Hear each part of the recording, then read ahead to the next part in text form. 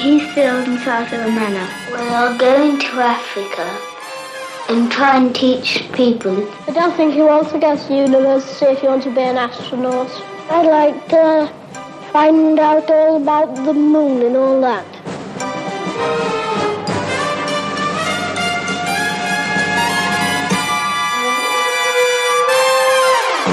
Is it important to fly? Yes.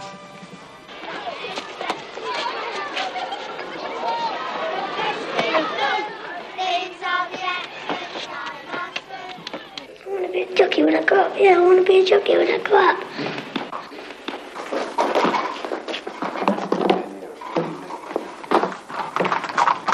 Tony was already an apprentice at Tommy Gosling's racing stables in Epsom when he left school at 15.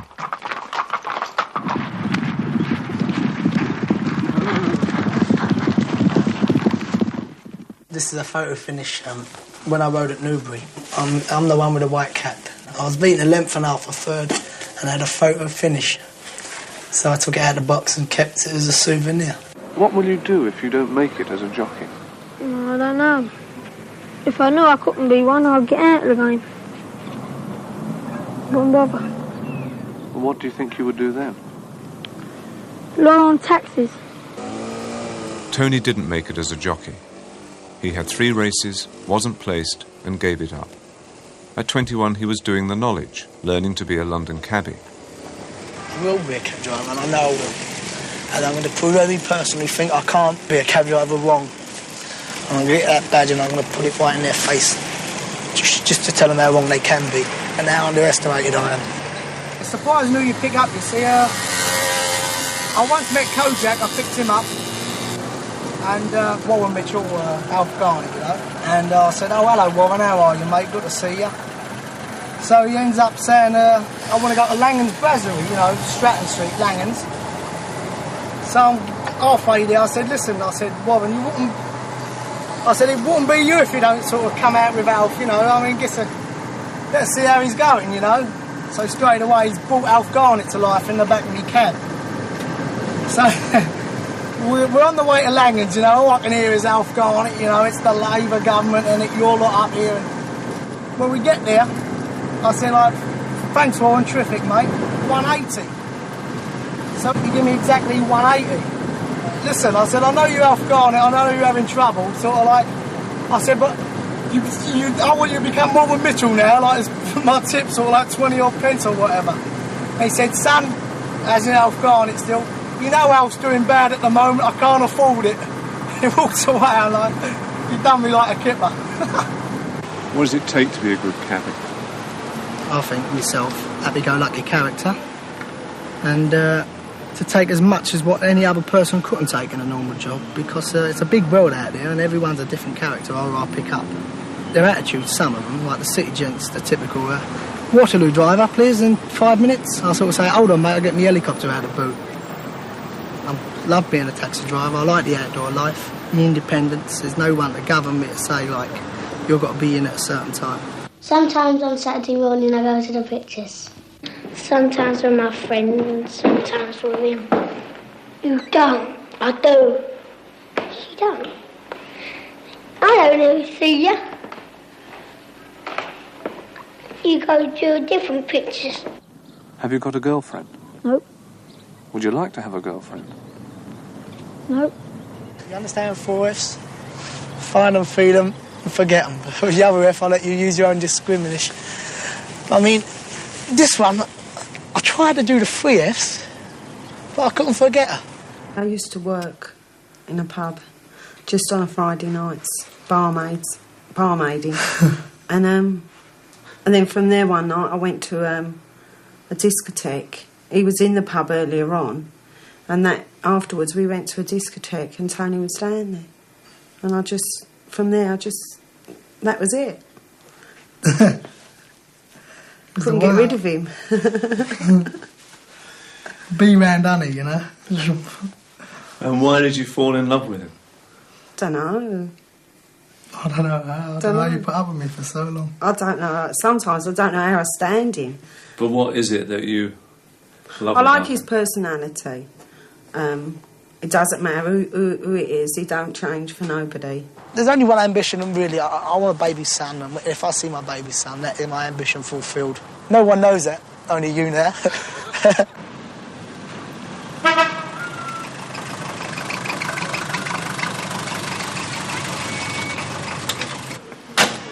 We've got 2 children. Nikki's 6.5, Jodie's 2.5, nearly 3, and I'm having another one in March. Who looks after them, or do you share it up? Me, basically, yeah. He does take them out quite a lot, but telling offs and smacks, it's all left to me. I have to do all that. He don't like smacking them. He don't like telling them off. Unless it's really, really... Anything serious. Serious, then he would. Yeah, see that baby one? So what advantages do you think you've had over some of the other people that we filmed? Well, academically, probably they've had more advantages over me, aren't it? The fact they've had prep schools at a very early age, you know, they've benefited by it, which, you know, it tells obviously in this film. But as far as, you know, the stability in the backgrounds with their parents, they've missed out on that. Tone, I don't like them near me. Come on. Have a piece of bread each. Hey, Jodie. Jodie. Being in the prep school, they're missing the love and the care what every East End always gets. You know, gives their children each time they come home from work. And the parents, you know, sometimes obviously not going to be there because they're away at prep school. They're missing the love and affection, you know, what they're craving for. When my kids are growing up, I want to see the change in them all the time. So I have my own memories of when I was a kid and how they were, you know, what they were like. Would everybody please sit round now, get on with their work. I don't want to see any backs to me. Shouldn't be anybody turning round. Tony, do you hear as well? Get on with your work in front. Tony, don't turn round again. Education is just a thing to say my son is higher than him or my son had a better background than him. I mean, I'm as good or even better than most of them people, especially on this programme. I mean, I'm one of the tail enders. You think, oh, the East End boy, you know, and he ain't got no good education. But all of a sudden, the East End boy's got a car, motorbike, and he goes to Spain every year and whatever. And have I worked for it? No, I'm here putting bets on. You think, how does he do it? And there's a boy who is eating or whatever. He's studying to be a professor. He's making up the things. Where's the education? There's no education in this world. It's just one big rat race and you've got to kill your man next year to get in front of him. Education, when I said there's no education, yes, there is an education. I made a great mistake in saying that. But I didn't mean to say there's no education as far as academically. Yes, there is. The area, the environment and education makes a person have more opportunities in this world. You know what I mean? That's obvious. Let's talk about the kids. Do you want for them what you had for yourself in terms of schooling and everything? You're talking about my childhood, 5 years old, upwards to 7, 8, 9. I had no money. My father had no money. My brother's closed for 10 years. His hand-me-downs are sort of going on my arms with holes in, you see. I've never had any opportunities to better myself because I was a kid. I never knew no better. And my mum and dad, you know, my dad's got ill health, you know, he couldn't work. I'm not making, you know, a violin story out of this. I mean, that's the way it was. And I'm more stronger. It happened that way. I mean, I'm a more stronger person. I appreciate things more now. And now I'm in a position, through my job, you know, to give my kids the life I never had, like lovely clothes. I go to holidays, you know, I go to Portugal, I go to Spain, hopefully America next year. I mean, I want everything I never had to go, you know, on my kids. To say that, you know, let them know the benefits of the nice life, what it's all about. The Prussians. Oh yes, oh yes, oh yes. They're nuts. Just have to touch them. Yeah, they can get what they want, can't they? They've all got to work for it. And it's them who can just ask for money and get it. They can buy what they want. I've learned through driving a cab that people are individuals, whatever they are, upper class or, you know, middle class or, as in my case, you know, East Ender. But I'm only glad, you know, that I found out the difference at an early age, so I can judge people on what they are rather than who they are. I'm not a politician, so let them worry about what's coming for the next day. All I understand is dogs' prices, girls, knowledge, road, streets, squares, and mum and dad and love. That's all I understand, that's all I want to understand. Why the one cooler than I? 4.550s, 4.550s. At 21, he was earning a bit extra as a bookies runner at Hackney Wick. What do they call you here? I reckon a pest, something like that. I don't mean to make a nuisance of myself. I mean, it's for the other patrons of the place. I mean, they wouldn't want to see a little boy nipping between the feet, running, putting a bet on here for a face. You understand? They think, God, what's he doing? Is he mad? I mean, I walk up there and I order the teas. There could be 8 people in front of me. I just go, can I have a tea, please? Tea, please, 5 times. Tea, please, tea, please. And they've got to serve me before them to get rid of me. You understand? So that's how you got to do it. I'm in 2 golf societies, and each month, all the members of each society meet to play a game of golf. Oh. And who are the guys you play with? Well, they're mostly publicans or taxi drivers, you know. And we always end up, having a small bet. Do you like the whole social side of it? Only with my mates, because on a golf course it becomes very snooty type, you know. I mean, I understand they've got to pay £400 a year membership. And they don't, really want people without any etiquette to go on a golf course and ruin their so-called golf course, right? It's good. Great shot. Great shot. It does get a bit a pain sometimes, when they keep saying, excuse me, sir, are you a member? It comes out like that. But obviously, etiquette's etiquette, so you've got to conduct yourself on these type of courses. Because I think you're a bit smaller than most people, you try to hit the ball hard. You've got to just hit it, do you? Where do you go, Ken? I'm over here. Oh, I missed that, man. Unlucky. Keep hold of her. It's about an 8. Right. Too much, mate, too much. No, it ain't. No. It's only an 8. Yeah. It's definitely it's an 8. Too much club, Ken. 8, It's a 9. Oh, Ken, it's a 9, mate. What are you going to hit then? 9, I think that's about right. 9. No, go on then. If you're at a 9, then it's to the right. Go through it. Well, it's on, then. That's it. That's perfect. Great shot. That's a great shot. Now, I am a young fella, and I come to you, and I heard you're a big, successful taxi driver, and I say to you, yes, I I've think been a film extra now for 6 years. It may not go no further. I mean, I'm just having acting lessons. Well, you give me the benefit of all your experience. Right. All right, now, you've got to feel pretty big, bigger than me. Just go. Right, here we go. Tell me, son, what do you want to be a cab driver for, mate? Well, make a lot of money, have a good life. Son, look at me. He said, I may be a successful businessman. I might have a suit, I might have all the holidays in Spain every year, but son, it's hard work out here. Come on, mate. you're not reaching me yet. Not getting to No, me. you're not getting to me. All right? Now, be bigger. Dominate me. All right? Son. Yeah? Son, it's a big world out there, and obviously I can't get into it, Brian. All right, don't worry. When I was just in the Sweeney and when I was in Churchill, like the wilderness years, I see the actors in there and I thought, like, it's not quite easy to act on stage because it's, you need time and dedication. It's very hard. Son, tell me, why do you want to be a taxi driver? Well, you got success. Don't let looks go on impressing. I mean, listen.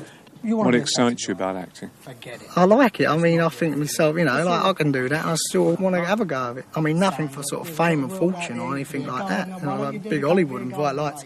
It's nothing like that. Just a sideline. So what drives you then through all these various ambitions?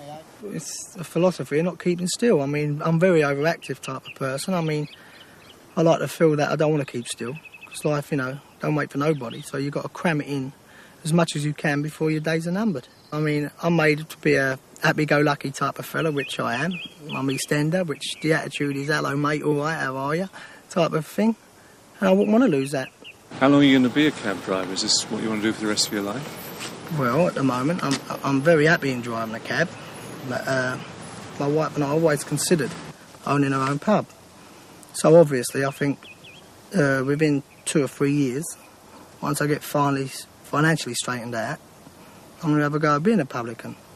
And if I don't like it, say if I give it a go for a year or even 6 months, if I don't like being a publican, I'm in a good position to say, well, I'll get rid of the pub and go back to taxi driving. I don't want to change, because if I change, and proves the other Tony Walker was all fake.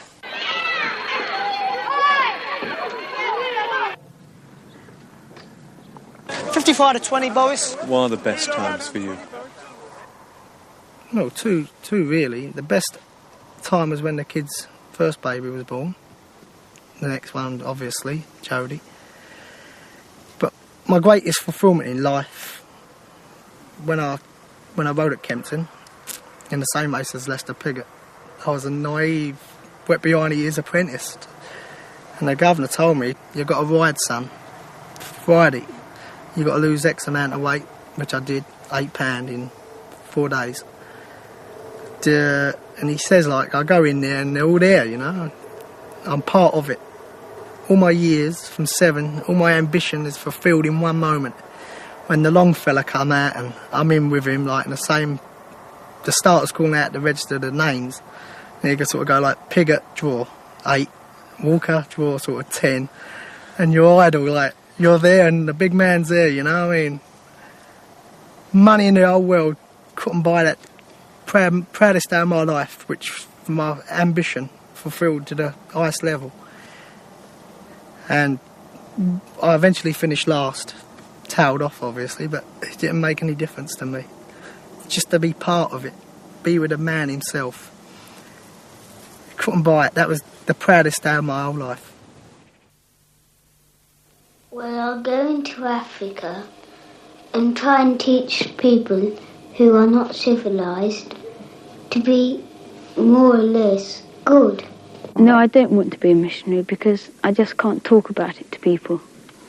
You know, I'm interested in it myself, but I wouldn't be very good at it at all. Chris Awalabi. Yes, sir. Momin Ali. Yes, sir. Kaisal Mia. Yes, sir. Oscar Ali. Yes, sir. Nazrul. Yes, sir. Sultan. Yes, sir. Abdul Kaya. I was working in an insurance company at the time, and I decided to go into teaching without any experience at all, and I didn't think they would allow somebody to walk in off the street into a classroom. 6 times 3 is 18, shared by 2 is 9, plus 7 is 16, so you put a 16 there. They were crying out for maths teachers. They interviewed me, they phoned me up the next day and said, would I like the job? I said yes. Within 5 weeks, I was in a classroom. They took one look at me and thought it was Christmas, I think. Okay, so once you're done, all right. What's the most enjoyable thing about teaching? Just being a part of a pupil's advancement and learning and watching them understand more and being more confident. Them getting some enjoyment and satisfaction from mathematics. After working in the city for 3 years, Bruce started teaching at Tony's old school in the East End of London. He lives in a local council flat, within walking distance of the school. Walden, let's have the present tense of vest. Vesto, vestas, vest. Vestat, vestamus, vestomatus, vestan. Yeah, speak up. They don't sort of enforce being upper class and things like that at St Paul's. You know, they suggest that you don't have long hair, and they do get it cut and they teach you to be reasonably well mannered, but not to sniff on the poorer people. When we filmed him at 21, Bruce was in his last year at Oxford reading maths. And by Eisenstein, you can show that this is irreducible. Then you do a transformation on this polynomial x equal to t plus 2. Good, that's a nice way of doing it, particularly using Eisenstein down here. His test is very powerful. Yes. 21. 22, 24. And to here, 25. Right, so if you think it costs you 25, now you're not going to... It's so different from your own education where you're teaching now. Why? General education is better for society, I think. Public schools are divisive.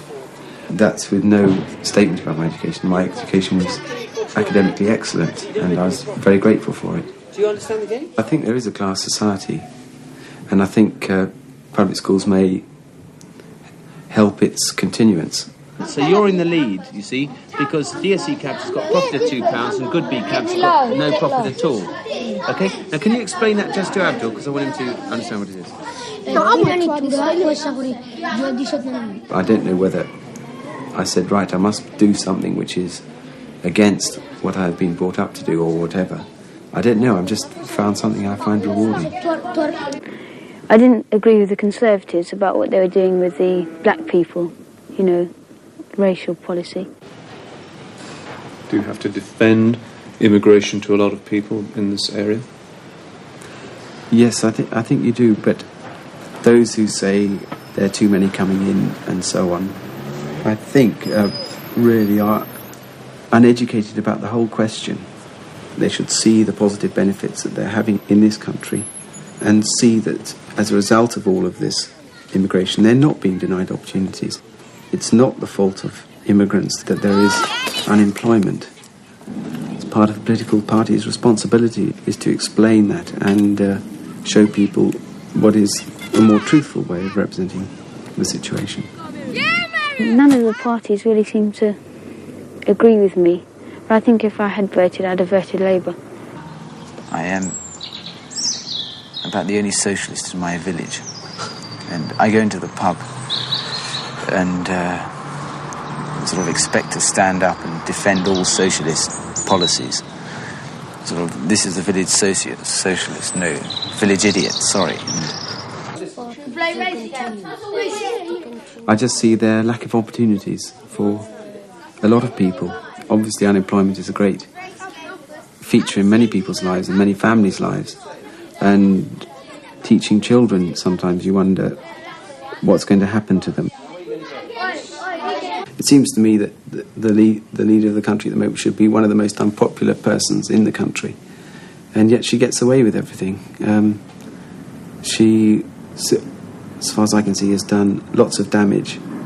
And yet nobody can oppose her. My heart's desire is to see my daddy, who's 6,000 miles away. I mean, I can remember being happy there. I can remember also being miserable because I can remember crying. Squad steady! You know, I always seem to be beaten and I never used to understand why. Did it give you an overdeveloped sense of authority? If you look at society in general, I've always probably been on the side of authority. And, you know, it's been an education, learning that authority can be bad and can be corrupt. Squad left foot inward, place! Squad breathing! Well, my girlfriend is in Africa and I don't think I'll have another chance of seeing her again. Have you got any girlfriend? No, not yet. I'm sure it will come, but not yet. I think I would very much like to become involved in a family, my own family for a start. That's a need that I feel I ought to fulfil and would like to fulfil and would do it well. I mean, I do think a lot of people think too much about it. What happened when you burnt your fingers?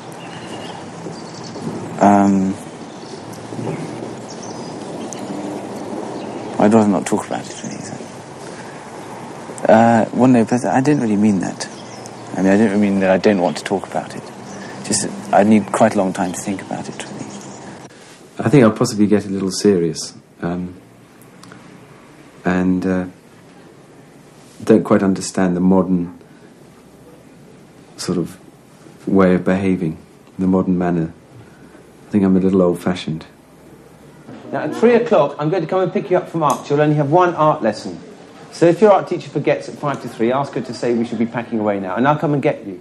So there you were, you went to a posh preparatory school and a major public school into Oxford, and now you're in a council flat teaching in this school in the East End of London. You don't feel any sense of disappointment? No, because what I am trying to do at the moment and achieve is difficult. It may not sound difficult in the sense that you could sum up what I do quite simply, but behind all that, it is very difficult, and I certainly find it satisfying achieving successes. There may come a time when I decide I can't do it, and that's not necessarily weakness. That may be a strength that you realise you can't do it as well as you would wish. I think the most important thing in the world is everyone should know about God. It all springs from loving God and Christ, I suppose. That you try and do that as best as possible and let that lead your actions in life. Does it sadden you when you meet people who don't believe in Christianity? Yes, if they dismiss it casually, if they dismiss it as just being something, well, we know about that. We got a little bit of that at school, and it doesn't really mean very much. Then it does sadden me because it's much, much more than that. What is it about it that's important to you? Well, the belief in the belief that in goodness and in love as being two, great positive forces, and that people. Well, just a simple belief like a good act is never wasted.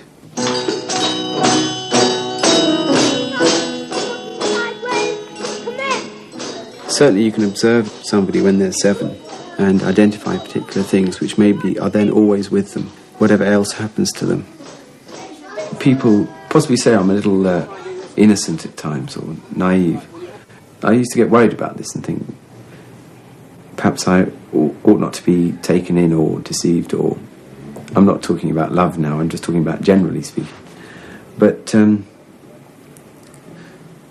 I feel that's a strength in a way. I think if they're people who are willing to trust, then we should be encouraged. Tommy, do you have any boyfriends, Susie? Yes. Tell me about him. He lives up in Scotland, and I think he's 13. And I'm rather lonely up there because he used to go to school, but we used to play till about 6:30 when he comes home from school. And then we go in, and then he goes home to do his homework.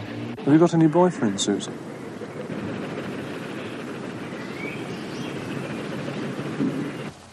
What is your attitude towards marriage for yourself? Well, I don't know. I mean, I haven't given it a lot of thought because I'm very, very cynical about it. But then, you get a certain amount of faith restored in it. But I got friends and their parents are happily married, and so it does put faith back into you. But me, myself, I'm very cynical about it. We were friends for about 2 years. Rupert and Susie were married 5 years ago. And I think the nice thing was that we knew each other very well before. We knew quite a lot of the faults of each other, which I think is very important. I don't sort of sit down and think, analyse marriage. It's not something I've had to come up and think about, whether I was going to get married. And I've got no desire to at the moment. I think 20 is far too young. I suppose 22 is considered quite young. I felt it was the right time. I don't see what I would have gained by waiting another 3 years. What gave you that feeling? I just felt I was doing the right thing, which, as you said, was extraordinary. When only about 18 months before, I was very anti it. I came to London when I left school after Paris. And at the moment, I could never live in the country. I'm happy down here. The country's nice for 4 days to go for long, healthy walks, but I could never live up there now. They live in a small village near Bath, where Rupert is a partner in a firm of solicitors. I had 7 years up in London, I suppose. It was fantastic, but I just had enough. It's a much slower way of life down here. I'd had enough of the rat race. When I get married, I'd like to have 2 children. I'm not very children-minded at the moment. I don't know if I ever will be. What do you think about them? Oh, I don't like babies. What was the biggest shocks to you when you suddenly were confronted with a small baby that you had to be responsible for? Panic set in, I think, that I wasn't going to be able to cope. Would you like to have a nanny to look after them, or do you want to look after them? I want a nanny to look after them. I felt that we'd taken the decision to bring a child into the world, and I feel that I wanted to bring him up, not somebody else. I feel it's my responsibility to start him off. Whether that'll make any difference to how he turns out, I don't know. I just felt I wanted to do it. Is it everything you wanted? For the moment, yes. I mean, I don't think I'll have any more for the reason that I will get pleasure out of these two, but I can't see me going on and on and on with sort of 4 or 5 children. I think I feel that I'd want to move on and try and do something else. When I leave the school, I'm down for Heathfield and Southaven Manor. And then maybe I may want to go to a university, but I don't know which one yet. I like to do maybe shorthand typing or something like that. I left school when I was 16, went to Paris, went to Secretarial College and got a job. What made you decide to leave school and go to Paris? I just wasn't interested in school and just wanted to get away.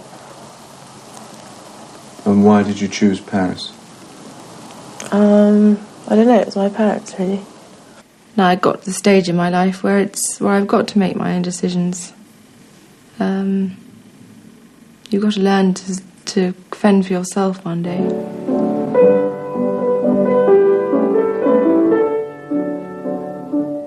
I went to prep school boarding when I was 9. Rupert went at 8, and both of us hated it. I hated my prep school.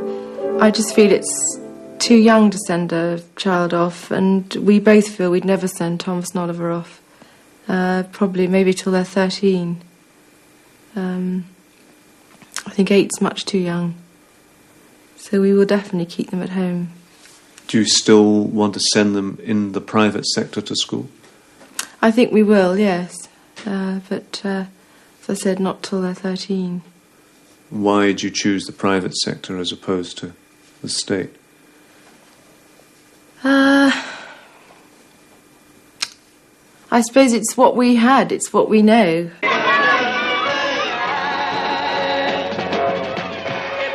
I think both of us probably were very sheltered. It's only having been abroad that you can appreciate more, that people are very different, cultures are different.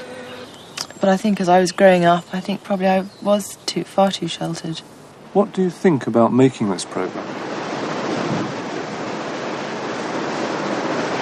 I just think it's just ridiculous. I don't see any point in doing it. I've been very lucky up to a certain point, but everyone has their bad times. And I'm only just beginning. I mean, I'm only young, and I'll probably have a lot worse than I've been through now.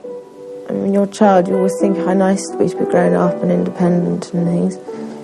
I mean, there are times when I wish I was sort of 3 again. It just seems a miracle to me. When I last saw you at 21, you were nervous, you were chain-smoking, you were uptight, and now you seem happy. What's happened to you over these last 7 years? I suppose Rupert. I'll give you some credit. Okay. I'm now chain-smoking. No, I didn't know where I was going at 21. I mean, I suppose I thought I was reasonably happy at 21, but I had no kind of direction, no. I obviously hadn't found what I wanted. I don't think most people have at 21. We're still very, very young. As a teenager, Susie spent her school holidays on her father's estate in Scotland. What sort of things do you do? Ride, swim, play tennis, ping pong. I might play croquet. Something like that. What about the social life? What's that? Garden pasture? Yeah. It's quite fun.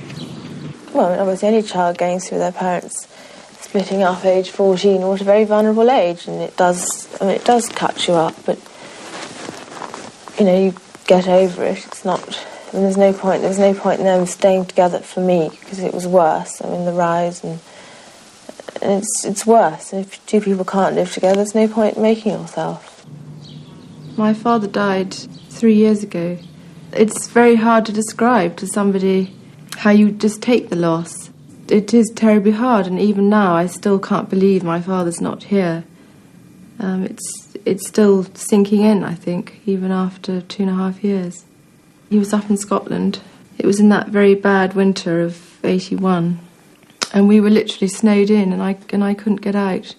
And it was 3 weeks before Thomas was born, and I wasn't allowed to fly. No airline would take me, and the trains were blocked with the snow, and so I couldn't get there. And I still feel guilty that I didn't try and get myself out of here to go. But you know, when you're told you could endanger a baby's life, you have to rather sit still. The death of one of your close family is probably something you don't ever get over, and it's a different kind of problem than anything else. And it is hard to come to terms with. And it was really last year that it sunk in that he really wasn't around anymore. What do you want most out of life? To be happy and get on with life. I mean, I don't want to just sit back and let it all whiz past. I mean, you don't know how long you've got your life for. And, you know, you could be run over by a bus tomorrow, so you've got to make the most of it while you've got it. Do you have any fears for the future, for yourself? No, not so much for myself at all. I feel if I was going to have fallen by the wayside, I'd have done it by now. I think probably I'm too staid now to do that. But maybe I'm wrong. When I grow up, I'd like to find out all about the moon and all that. At 7, Nick, a farmer's son, was at a one-room village school in the Dales. And I said I was interested in physics and chemistry. Well, I'm not going to do that here. At 14, he was going to a Yorkshire boarding school, and at 21 was reading physics at Oxford. We'll give it a whirl. So what career are you going to pursue? It depends whether I'll be good enough to do what I want to really do. I would like, if I can, to do research.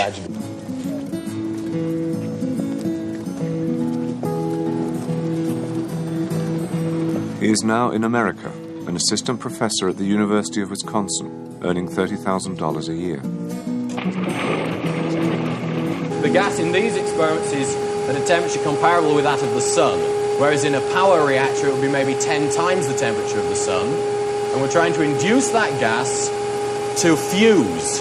And the fusion reaction gives off energy and produces the power that would be turned into electrical energy and sent out to a consumer. How hot is it in there? In there it's at about 10 million degrees. Nick is a nuclear physicist. He is using these high temperatures to fuse atoms, to try to produce energy which is free from radioactivity. Have to be precisely coordinated with the plasma decay. I finished my degree in physics and I went on to do a PhD. And having got the PhD, so it took 2.5 years to get that, which was relatively quick, I went to work at the United Kingdom Atomic Energy Authority's Culham Laboratory, which is where they do fusion research. And that is what I've been aiming to do throughout my PhD. But I found when I got there that I got a big shock when I found that my standard of living went down when I started work. So when some people here offered me a job, and I thought this might be a good opportunity to go somewhere else where the research environment was a bit more vigorous. So I came here in November of 1982 into a blizzard. The university is substantially different from an English university for several reasons. It's a much bigger university. Oxford had 10,000 people, this has 40,000 people.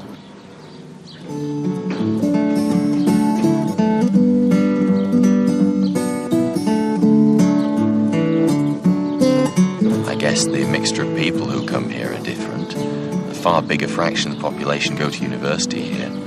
Oxford is full of people who really are trying to prove something, I suppose, or be something. A lot of people with social or intellectual pretensions. You're less aware of that sort of thing here. On the other hand, the American system is much more like the comprehensive system in England would set out to try and be. It takes many more people and gets a huge section of the population to a level where they're really technically very competent and can go out and make Silicon Valley work. Do you have a girlfriend? I don't want to answer that. I don't answer those kind of questions. I thought that one would come up because when I was doing the other one, somebody said, "What do you think about girls?" And I said, "I don't answer questions like that." Is that the reason you're asking it? Yeah, I thought so. The best answer would be to say that I don't answer questions like that, but I mean, it was what I said when I was 7, and it's still the most sensible, but I mean, what about them? Nick was only 17 when I first met him, and I knew he was a nice person. I found him very attractive, and he uses his intelligence in his relationship with me, which is very important. A lot of people can be very bright. Nick and Jackie met when they were students at Oxford. Jackie is doing a postgraduate course in business studies. And Nick does. And what about you, Nick? Why did you marry Jackie? Because I find her attractive. She's bright and independent, and I mean, if you'd been somebody who had fixed ideas of a woman's role in marriage that meant dinner on the table at 6 every evening. Didn't I tell you about that? I think we would have had problems, or if one of us had not wanted children. When I grow up, I'd like to find out all about the moon and all that. Where did you get all this brain power? All this brain power? I don't know. Did it just happen? All this brain power? That's a hard one to answer, because first I have to accept that I've got all this brain power. And that's not the sort of thing I tend to go around saying. But I've always been interested in, from a very early age, in technical or scientific things. When I was very young, I had a big picture book about the planets, and I thought this was wonderful. And I've just been interested in that sort of thing and reading technical or scientific material for a long, long time. I was the only child of my age in my village, but I managed to spend my time talking to adults who were around. If one is wandering down a country lane, there's an awful lot to look at in the world around you. I remember looking at various natural phenomena and being intrigued to try and understand what made them tick. One time I was particularly wrapped up in how a particular cloud, which was very unusual shape, and how did that work? And that was the sort of thing that made me want to go further into natural sciences. I think that if I'd been in a city, I probably would have had more interaction with people and might have developed more skills in dealing with other kids. Trying to become a reasonably well-adjusted person was, for me, a bit of a struggle for a while, and I was given a fantastic opportunity when I went to university, and that really saved my bacon. They'd like to come out for a holiday in the country when I like to have a holiday in the town. Oh, I've been to Leeds a couple of times, and I haven't been to Manchester. I went to London with the other when you did the first programme, but that's the only time I've been.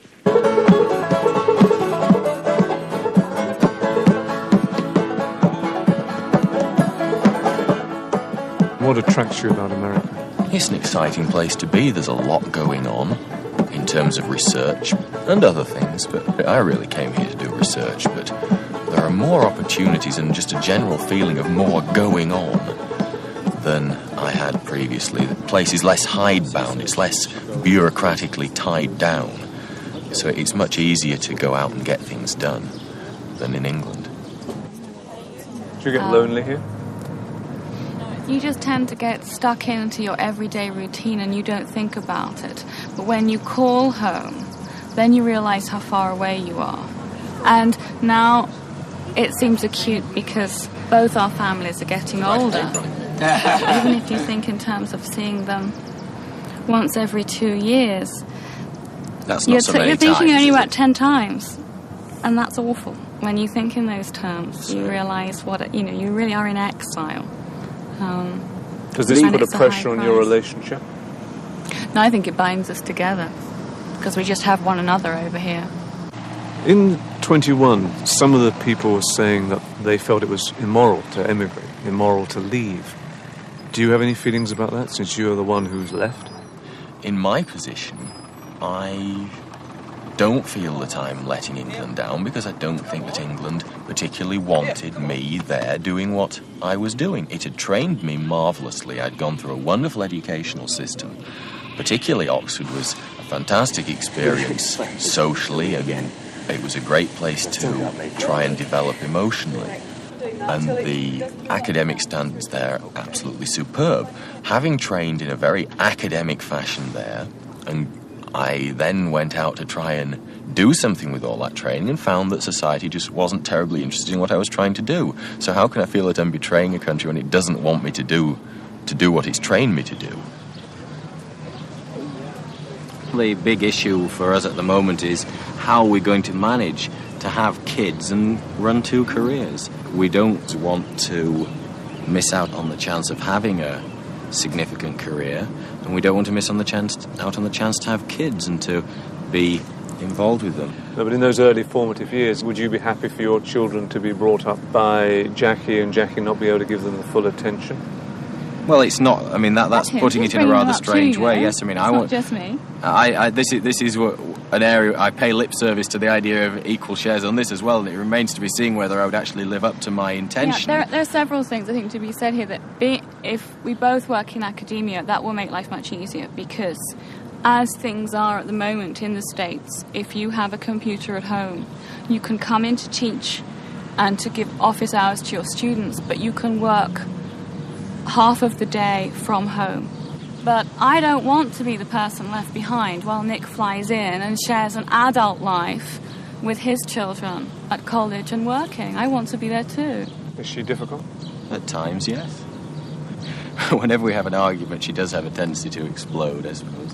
To get really miserable about it and not. We've only been married 4 years. Anything could happen. We could easily drift apart. There are so many pressures on people. You just have to work at it, and that's why it's important that you have the same ideas, that you want the same kind of life. When we were in England, our big source of arguments was money. We were always squabbling about money, but that one, mercifully, seems to have gone away pretty well. We still disagree, but it isn't a major source of rows. I mean, a person with £1 million is not going to be much. He's not going to be more unhappy than a person with £2 million. I've never really been aiming for money, and that's, curiously enough, why it was such a surprise that it really surprised me when I found that my standard of living mattered to me when I finished university, and I found that I couldn't afford what I'd been able to afford as a student. It suddenly caught up with me for the first time in my life that I really did care about how much money I was getting, and it had never occurred to me that I would. If I could change the world, I'd change it into a diamond. I'd like to think that, I'm hoping that I might do it at some stage, but I don't really think that I've done anything you can call a great success. It would seem really ridiculous to any of my friends who watch this if I said, Christ, aren't I a great success? Look at me. When I first met you, I remember I thought this was very idealistic, but it was rather interesting. When I asked you why you're working on fusion, you said you wanted to save the world. I think that's a bit embarrassing now, but I don't think you'd feel the same way about something that you didn't feel mattered. That's right. I picked it because I thought it really was something that could be useful to people. Hopefully, eventually.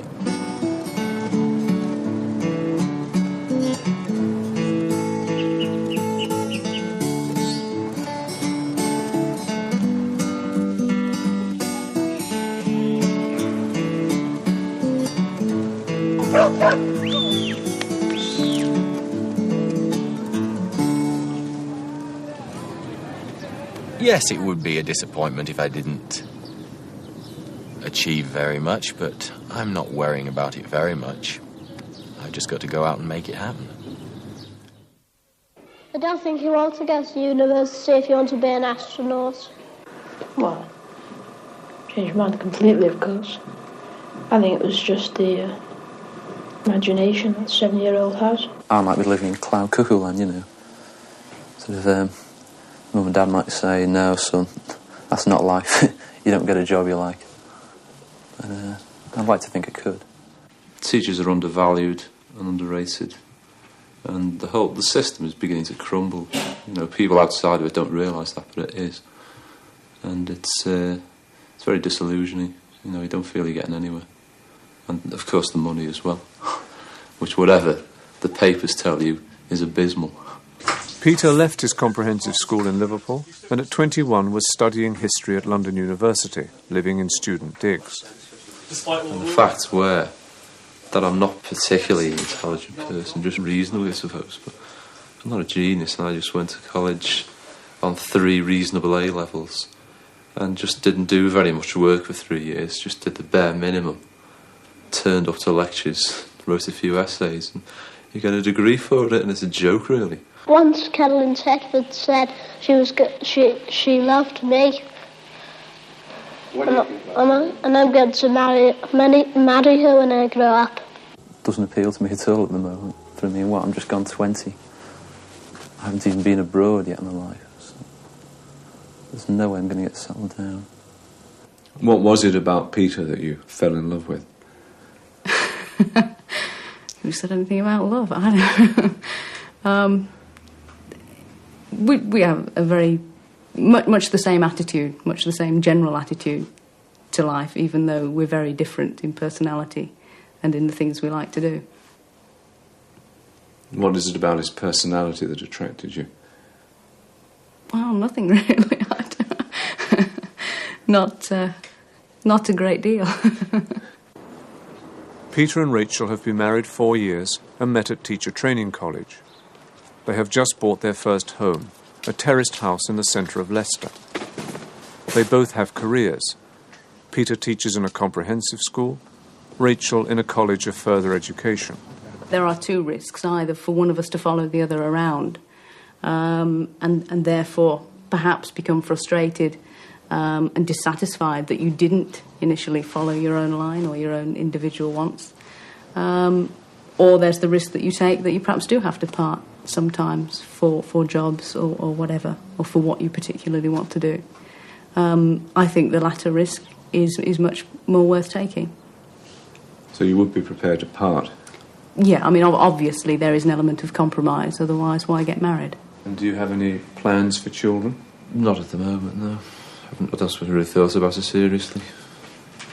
Why is that? Well, I suppose because we both got, other things we'd still prefer to be doing. You know, if you have children, that immediately limits you. I don't want to be limited yet. If you choose to have a family, then you also have a responsibility to children. So, it's a very difficult decision. And although I think most liberated men would say that they too are involved in that decision, I think ultimately the responsibility still comes down on the woman's head. Is Peter liberated? Well, I think a lot of men such as Peter like to think they're liberated, and I'm not in any way saying that he's not, but I think when it comes to the crunch, the absolute crunch, are you going to give up your job to look after these children? Then I think it more often than not, that decision is made by the woman rather than the man.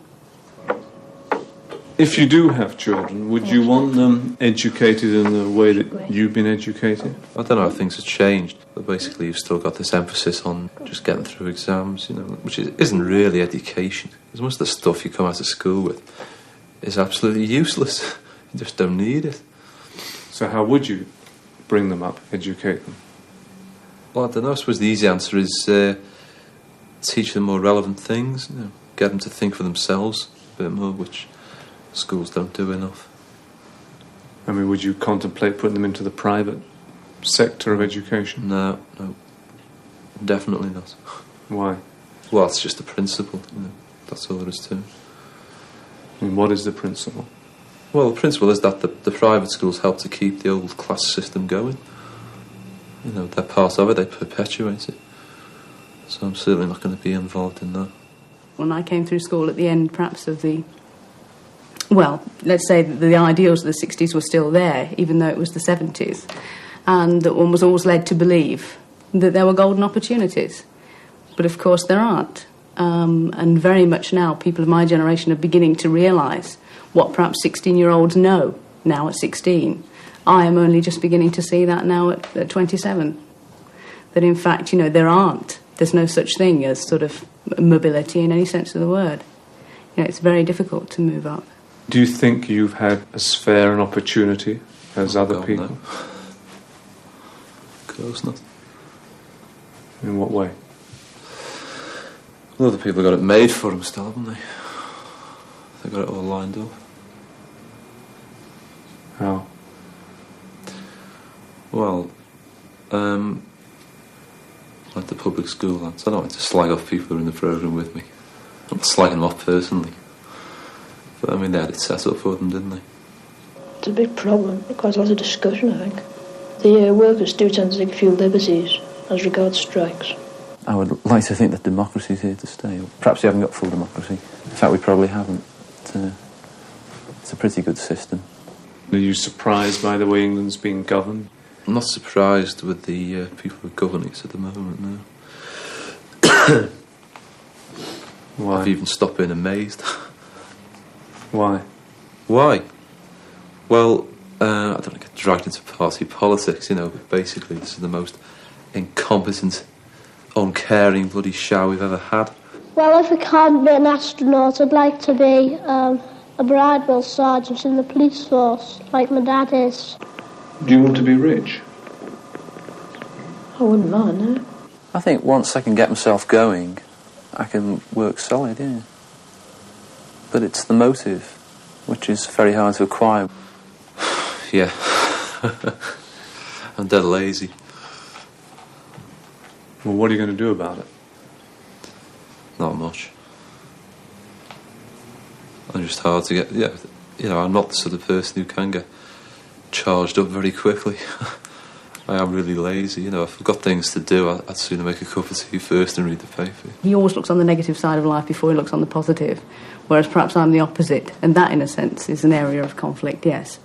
Yeah, a clash of personalities. Yeah. And how do you deal with that? Well, as you deal with all people like that, you just give them a good kick and say, wake up to it, that kind of thing. And do you see any areas of conflict in the future for you? In personality?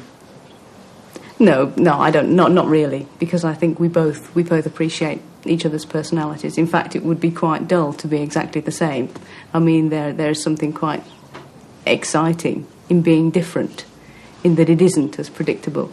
We're not along the same track all the time. On the grass, we play international wrestling. Yeah, that's all. It's summertime though. What have been for you the best times?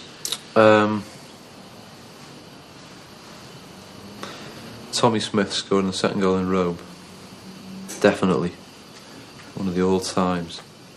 Which game was that? Which game was that? That was the European Cup final, 1977.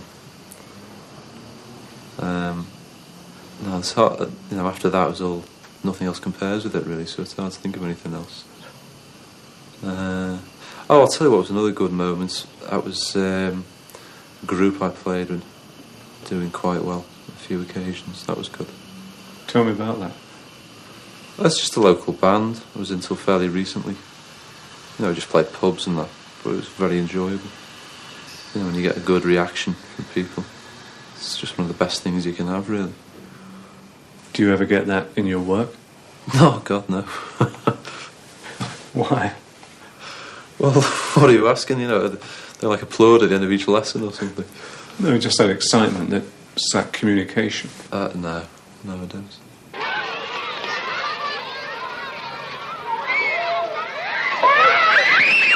Do you think people change much, or do you think we saw you, the man, and the 7-year-old boy? I thought for a while that was a bit too simple, but I think it's true, because after that, your barriers begin to go up and you learn how to fend off things, like I was just saying. And obviously when you're 7, you don't think about it, you just come out with it. So, to a point you reflect that, yeah. So the boy at 7 is, in a sense, the real you? Yeah, I suppose, the sort of, the essential Peter Davis.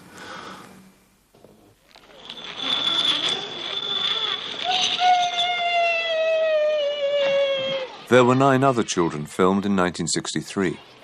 What of them? If we did all love Jeffrey and we all want to marry him, I think I know the one that he likes best, and that's her. No, I wasn't talking today, and Brown sent me out for nothing.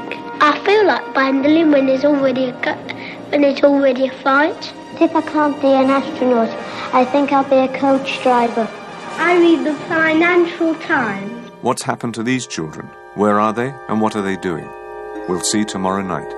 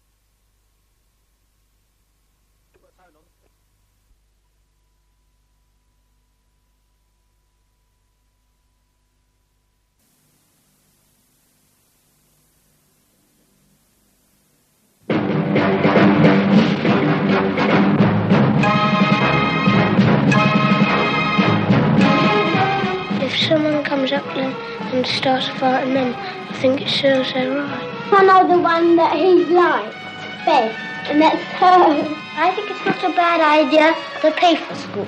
I'm going to work in Walworth. I just walk around and see what I can find. I think I'll be a coach driver.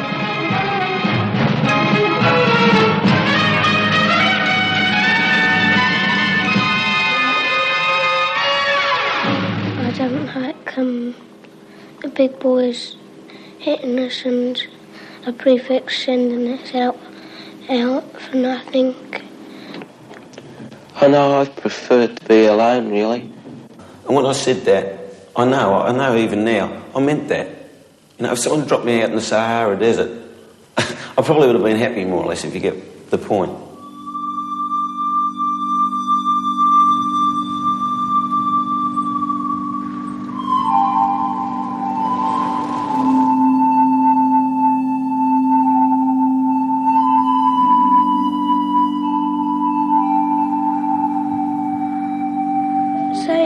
You had a wife,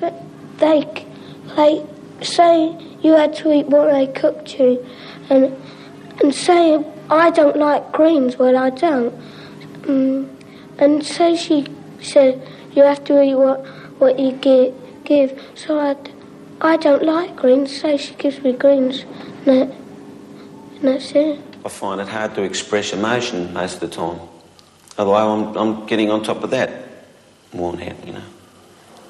I mean, just a simple thing to say to sort of Susan, you know, I love you, something like that. I mean, I can tell you about it, but I really haven't been able to say it freely to Sue, you know. Did he propose to you? Yeah, it was strange. We went off and bought the engagement ring first. And then I said to him, you haven't really proposed to me.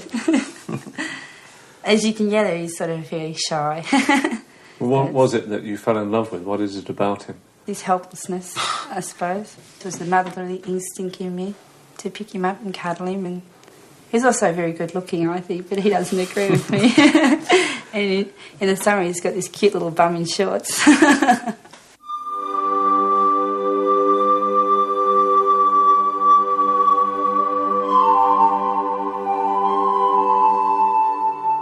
Paul and Susan live in Melbourne, Australia. 4 years ago they sold everything they had, bought an old Bedford van and went on a trip through Western and Central Australia. It took 7 months and they travelled 15,000 miles. I think it brought us closer together because, you know, we really got to know each other and we relied on each other so much. I'd never been so relaxed in my life. I felt a lot more confident in myself. Just great fun, really. No pressures or worries, or, you know, everything was forgotten. When we got to Perth, I was ready to fly home.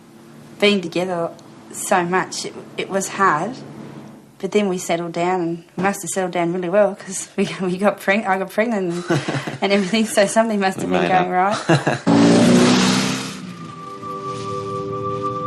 I think it's now, like, people like to get back to nature and like to feel that they aren't living in the 20th century. That, to me, it's just like an old dream that you wish it could come true, you know, living next to nature and like pioneers type of thing. I love the place, you know. I find it hard to put into words, really, what it is. You've got the country, you've got bush, outback. You can do more or less anything you want, I think, here. Whether you can do that in England, I don't know. I think that this is the part we enjoyed the most because we really went out in the middle of nowhere where we had to carry our own petrol and our own water to do us for the 3 or 4 days that we were out that way. And while we were up in Carnarvon, we went and stayed on a sheep station up there with our friend from Melbourne, Bruce, and it was about 1 million acres, just under 1 million acres, the sheep station. Bruce from Yannery Station, he got a hold of some tails from the roo shooter so we could try kangaroo tail stew. Yeah, it's a bit rough. We had nothing to throw in it. Yeah. It gave us our own peace of mind that we could settle down and now have a family, that we had done something. We hadn't just been nobodies and lived in suburbia all our lives. We'd done something that we were proud of, that, you know, we'd accomplished on our own. Do you want this for the children? I'd love it for the children. I was once told when I was at school that travel could be the best education, and living in conditions where you have to fend for yourself and you have to use your own initiative is very good, and I would like it. I was going to be a policeman, but I thought how hard it would be to join in. I just haven't made up my mind yet. I was going to be a phys ed teacher, but one of the teachers told me that you had to get up into university. At 21, Paul was working as a junior partner for a firm of bricklayers in Melbourne. I'm not great at bricklaying, right? But if I wasn't good enough and my boss didn't think I was good enough, he would have never have made me a junior partner. I went out on my own as a subcontractor not long after the last show. But then I started with the partner. I organised everything. I bought all the equipment because I didn't want to be dependent on someone else. Things didn't work out between the two of us. He was a bit lazy. Do you have the right temperament, do you think, to run your own business? If you're talking about employing other people, I'm not hard enough. I'm a little bit slow with working out things on the job, not particularly the laying of the bricks, but fairly slow thinker when you've got to work something out. I think that'll end up being my job for life, probably. Well, not that I want it that way, because it gets harder as you get older, I think. I've got 23 threepenny pieces, and I don't know how many halfpenny pieces I've got now. 3DB 26 past 10 with Doug Ackerley, 15 degrees in Melbourne. At the moment, 25... They live in a working-class suburb of Melbourne. Paul earns £12,000 a year, owns 2 cars, and bought his house for £35,000 18 months ago. We're Mr. and Mrs. Average. It's just true. You know, we probably earn an average income. Just an average family. Oh, good fist away by Russo up towards centre wing. Robertson this time behind. Susan works part-time as a hairdresser, and they have 2 children, Katie and Robert. Are you ambitious for your children, Paul? I said something about wanting Robert to be a brain surgeon. That was a joke. I mean, like, if he's a brain surgeon, good and well, but it'd be nice to let them go one step up from us, I think. Put it this way, I hope he's better at schoolwork than I was, so that he's got a choice, you know. Because really, with the education standard I didn't have a choice. What does university mean? Paul started his school life at a children's home near London. When he was 8, he emigrated to Australia with his father. Were you happy at the children's home in England? We didn't mind that, really, because we didn't know what was going on, because we were a bit young. What regrets do you have about your education, then? I didn't work hard enough.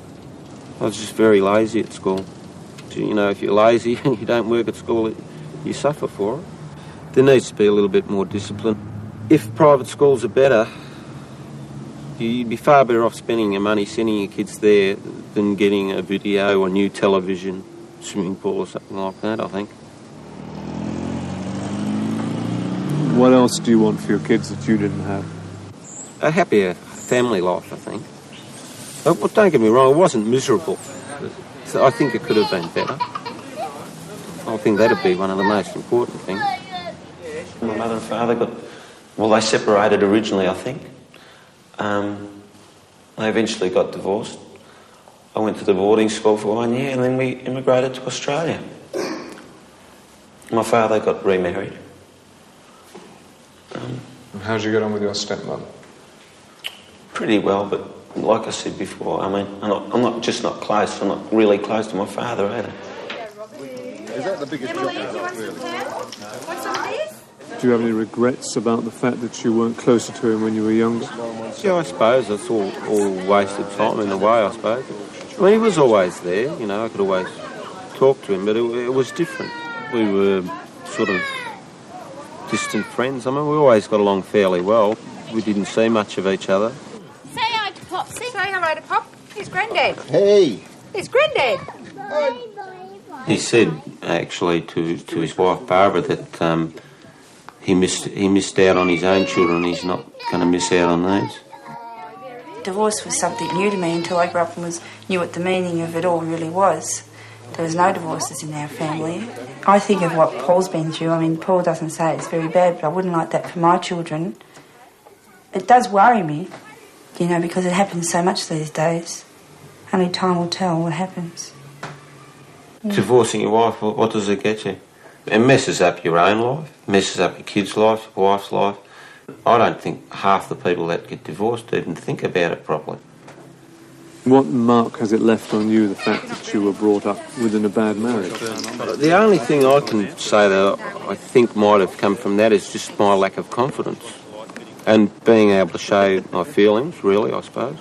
He is down on himself. He has this excuse where he says, I'm only a bricklayer, it's got nothing to do with me. I don't know why it is. I get really frustrated with him. I want to wring his neck sometimes when he does it. But he's getting better. So do you feel there's any conflict ahead with Sue wants a job and a career? What's come up so far since we've been married, we've handled that. Really, I think Susan probably be the best one to be a businesswoman. I stay at home, you know. I have to push him out the house. Sometimes I think he needs a bit of extra male companionship because being a bricklayer, he only works with one fellow and we don't have a social life with work type of thing. Well, he doesn't because there's only just one person as well as himself. And his basketball, I think he really enjoys it, but he doesn't really let on how much he enjoys it. I suppose you could see me now when I was 7 in a way. Like, I think it was pretty obvious I wasn't going to be a doctor. You seem such a sad little boy. That's me, though. Well, no, I was pretty, long face, sort of thing. I was like that sometimes out here, too. I was always getting knocked about that. I don't like greens, well, I don't. The first show I saw was at 21. When I saw him at 7, I just wanted to cry. He seemed so pathetic. I suppose I don't know, it's hard to say. It really made me go to jelly inside, you know, to see him like that. And do you think it's true that we can see the man in the 7-year-old boy? Yeah, yes it is, because in that he was a very gentle and not gentle, caring person. Yeah, he's always cared about other people and always been able to work his way, try to give an explanation for saying something he doesn't really want to do, you know, like what if I didn't like to eat my greens and all that sort of thing. I mean, he's always still does that, the what if, and then well, he doesn't really want to do that, so he's trying to talk himself out of it. Yeah. Does he eat greens now? He loves them. He loves them. He loves them. What do you remember of England? It seemed to be raining all the time. I wouldn't stake my life on it. But we've got a lot more than what we would have in England from what other people tell us.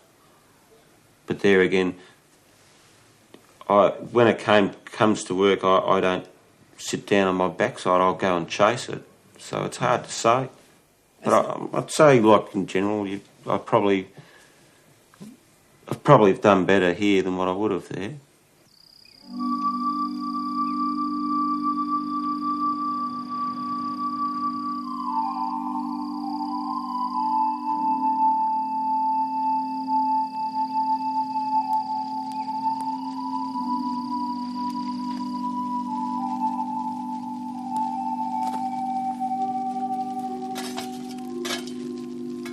The family's going to come first, but I'm still going to be working, and then we'll progress.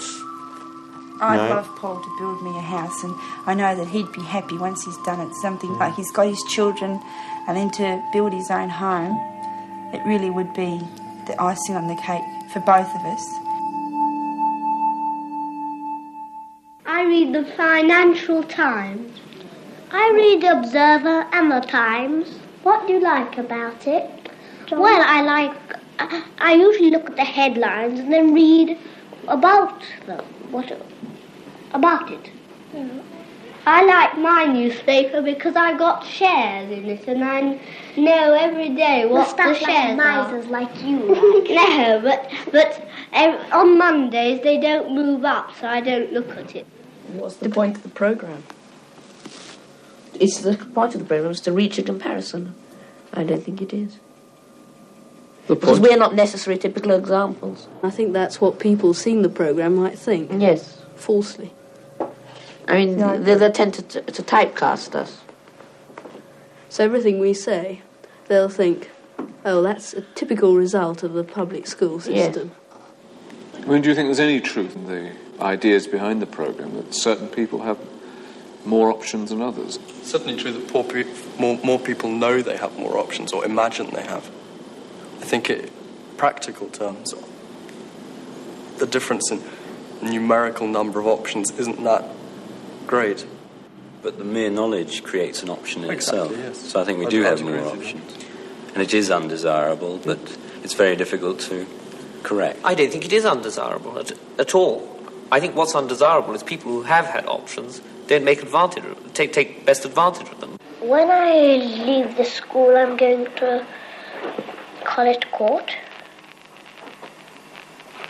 and then I will be going to Westminster boarding school if I pass the exam, and then we think I'm going to Cambridge in Trinity Hall.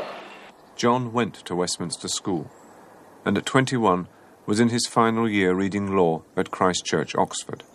I do believe parents have a right to educate their children as they think fit, and I think someone who works on the assembly line in some of these car factories and earning a huge wage could well afford to send their children to private school if they wanted to. Just because some sorts of people perhaps don't put that as high on their priorities as, having a smart car or something. I'm going to Charterhouse, and after that, Trinity Hall, Cambridge. Andrew went to Charterhouse and read law at Trinity College, Cambridge. And you can never be sure of leaving your children any worldly goods, but at least you can be sure that once you've given them a good education, that's something that no one can take away. When I leave school, I'm going to the Dragon School, I might, and I might go to Charterhouse, Marlborough, and I can't remember all other places, but because Mummy's got so many, but there's some of them. What about university, Charles? I might go to Oxford. Charles went to Marlborough, but didn't make it to Oxford. Instead, he went to Durham University. I'd say I'm pleased I didn't, because there's very much sort of from Marlborough, prep school, Marlborough, Oxbridge, conveyor belt, you get shoved out at the end. And when you go to Oxbridge, and it's obviously not true in all cases, but I think for the majority, they mix with the same people as they were with at school and so on. When they were 21, We asked them what they thought they would be doing at 28. John. Might be at the bar. Doing what? Perhaps chancery practice. How do you see your life at 28? What do you want for yourself then? I'd quite like to be married by then. John has just announced his engagement. He is a successful barrister in the Chancery Division of the High Court. At 21, these were his thoughts about his career. Law sort of interests me. I think it's sort of good life. It's hard work, but you sort of, when you get to a certain eminence, you know, you take the work you want and you take the holidays you want and you don't really dance to anyone's tune, all of which quite suits me. And what about Charles? Hard to say. Probably scribbling away in some basement for some London newspaper or something. Charles did scribble away for an East London newspaper.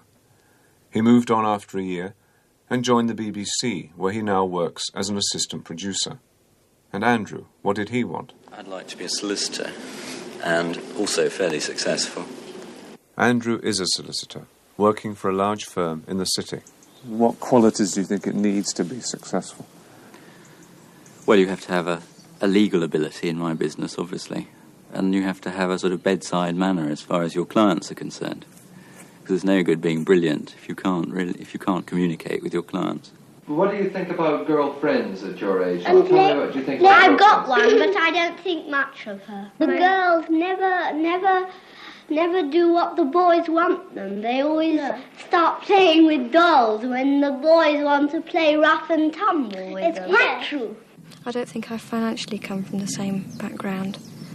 Andrew didn't go for a haughty Deb. He went for a good Yorkshire lass. But, I mean, obviously he knew what he wanted. Andrew and Jane were married 18 months ago. I think I'm probably quite down to earth, and I tend to be less extravagant than maybe some women are. I don't go out and buy lots of expensive dresses. I just go out and buy one or two. And even better, pay for them. They spend their weekends in the Sussex countryside, where they are converting an old barn which they bought with financial help from their parents. They plan to live in it permanently when they start a family. During the week, they have a flat in London, and Jane has a full-time job as a secretary. I think it's not a bad idea to pay for schools, because if we didn't, schools would be so nasty and crowded. Yes. So do I think so. Yeah. And the people in the schools wouldn't, and the poor people would come rushing in. The man in charge of the school would get very angry because he wouldn't be able to pay all the masters if he didn't get any money. Well, I've never really experienced the state system, but I think you get a better level of education if you can go to a private school. Do you think it's bad that people like you opt out of the state system? Well, there are really two counter-arguments. First of all is the argument that people should have the choice if they've earned the money to spend it. And then the other argument is that if we all went to the same sort of schools, those schools would probably be better because those people who had influence would do their utmost to make sure they were better if they had to send their children there. Whereas they just look back and don't particularly care what happens in the state system. And what do you feel about that? Well, I think probably the latter choice is fairly impractical. So I suppose that one has to continue with the idea of everyone having a choice. Once I had a talk to Greville. He was in my house. And I asked Sir if he could put him out of my house because he was always getting minuses. Looking back on our film of us at 7, certainly I was a fairly precocious little brat, and I hope I'm no longer. Do you still read the Financial Times? No. You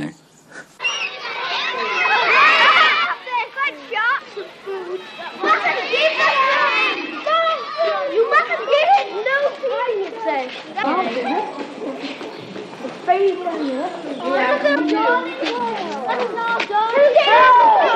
Stop it. I don't think much of the accents. Neither do I. Neither do I. But I don't prevent me liking them. Yes, and that mustn't be laid there. I should, quite quietly, it's a very nonchalant little theme. Well, yes, I do feel I've had the best of everything as far as education is concerned. But, I mean, you know, to get here, I had to work very hard. But you don't deny you've had a silver spoon. I think anyone who goes to a really good school has had a leg up.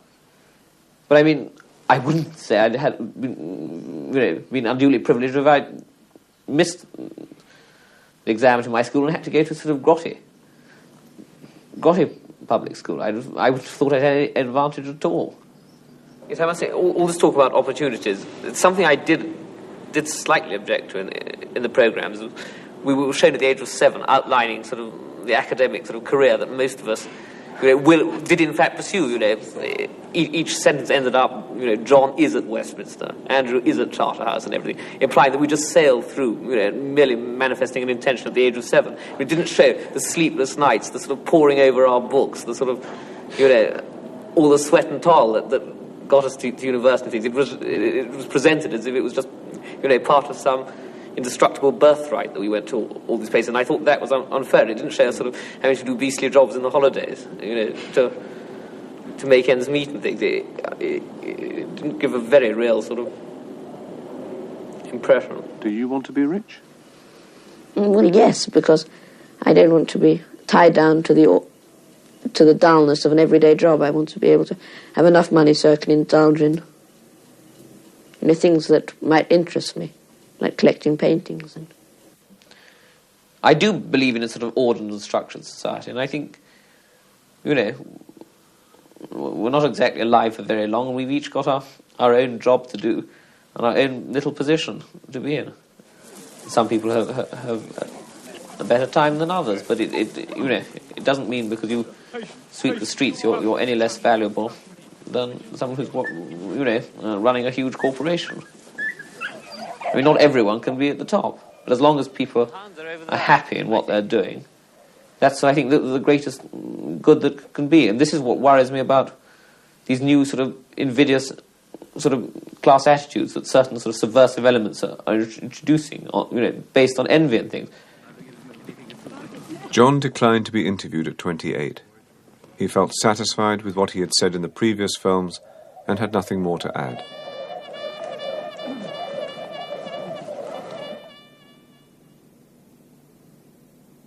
Rich children always make fun of poor children, I think. Yes. Yes, they say, oh, look at that lovely little sissy over there. Yes, and they throw things at them. I don't particularly want to be rich, but I'd like to have enough money. Well, what do you mean by enough? Well, enough to have a nice house and be able to send the children to a private school if you want to. I really don't see how one's life can be a failure. In that, if I became a journalist and got sacked at 30, it's probably because I'd grown out of it, or I'd changed, so I was no longer suitable, so therefore I'd find something else which I'd find, you know, I enjoyed and which my talents were suited to. Charles has found a career suited to his talents. At the BBC, he makes documentary films. He decided not to take part in this film. I'm quite happy living in the society that I am living in. It's a shame that more people can't get the opportunities that I've had, and I'm not sure how one deals with that. But you've been lucky, haven't you? What about those who haven't been so lucky? Absolutely. I have been very lucky. Well, we pretend we've got swords, and we make the noises of the swords fighting, and when somebody stabs us, we go, ah! I think if you're healthy and have good friends, you can get on perfectly well. But everybody would like to be rich. Neil was brought up in a Liverpool suburb, went to comprehensive school, and dropped out of Aberdeen University after one term. At 21, he was working as a casual labourer on a building site in London. I came to London and I contacted an agency for squatters, and they were able to give me the address of somebody who was able to help people who were looking for accommodation in the London area. And by the process of chasing people around, I eventually managed to find this place here. And I think in questions of squatting, a bit of humanity is more important than vague rules about who can live where. But you've kicked against the stability that's... I don't think I ever had any stability, to be quite honest. I can't think of any time in my life when I ever did. I don't think I've been kicking against anything. I think I've been kicking in mid-air the whole of my life.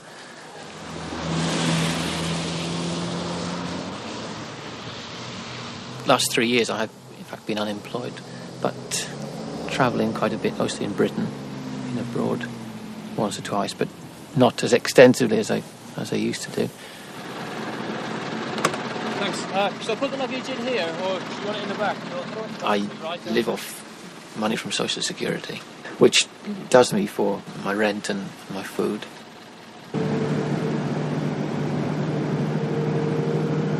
I've been moving about a bit between different places, really. I'm a bit unsettled, but I'm very shortly moving to live in digs. For the last 7 years, Neil has been moving around Britain. He spent the summer on a farm in North Wales, and when we found him, he had just arrived in the Western Highlands of Scotland. And do you think people like you who live off the state are scrounging? No. If the state didn't give us any money, it would probably just mean crime.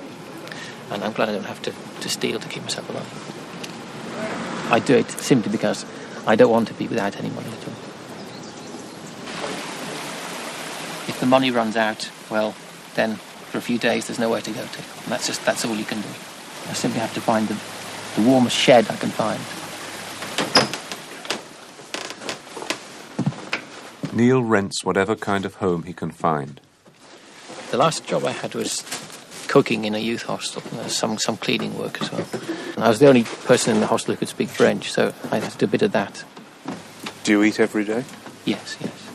I'm eating better now than I was at times when I was in Aberdeen, and those days, sometimes I really was short of food. Well, I'm going to take people to the country and sometimes take them to the seaside, and I'll have a big loudspeaker in the motor coach and tell them whereabouts we are and what we're going to do and what the name of the road is and all about that. There's a lot more to do in the mountains than there would be in a suburb or in a city centre. What I've found here, in fact, is that you don't talk about things like the weather, because the weather is all around. Everybody knows it's been raining, so you don't talk about the weather. That makes good sense to me. I'm not the sort of person who can go into a pub, sit down with a drink, and listen to the jukebox and talk a lot of rubbish. A lot of people find that very relaxing. But if I'm going to talk to somebody, A, I have to be able to hear myself speaking, and B, I have to be talking about something that actually has a meaning. I'm not trying to denigrate the way that most people relax, but I can't do that. So I'm lost in a noisy pub. I'll sit in a quiet corner of a quiet pub, and then I'll want to talk about literature or something like that, which not everybody will want to. How do people regard you here? Well, I'm still known as an eccentric, as I have been since about the age of 16 or so. Do the days seem long for you? They can do.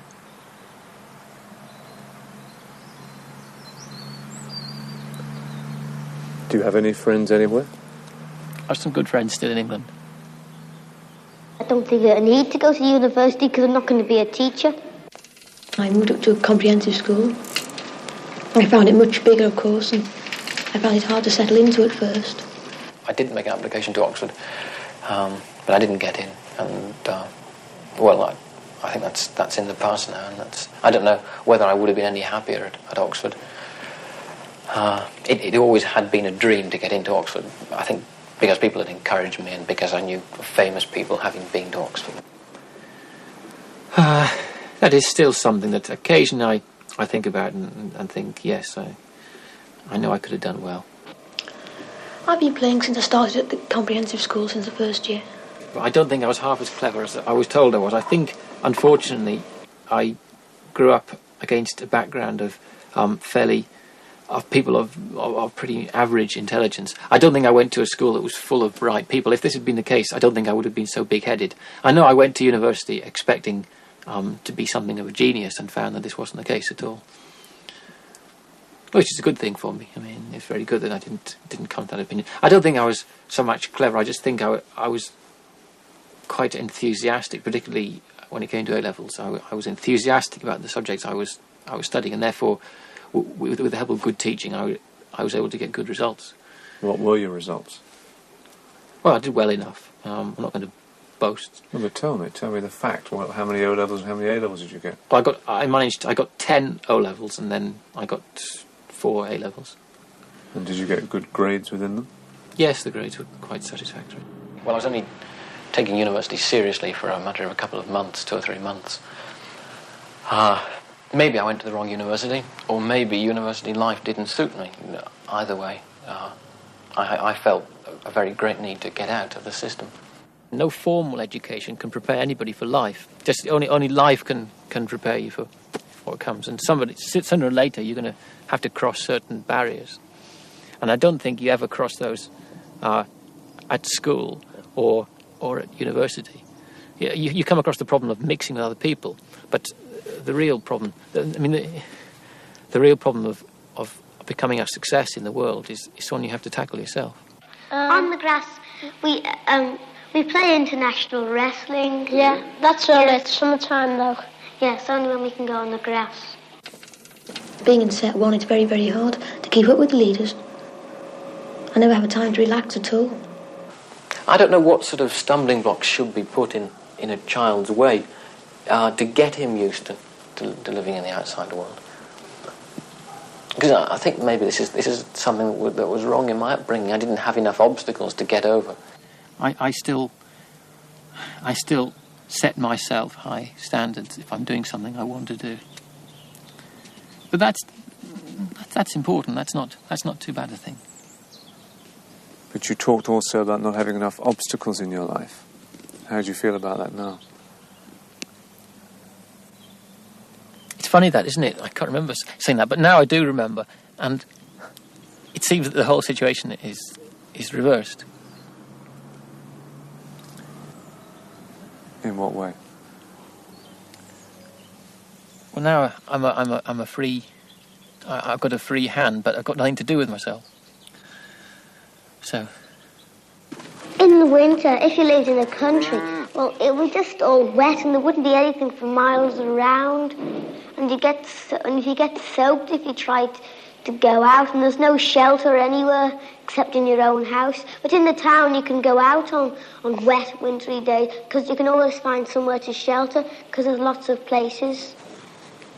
I don't think I've been typical of the environment in which I lived. I might still have been unemployed, but what my background has given me is a sense of just being part of a very impersonal society. The suburbs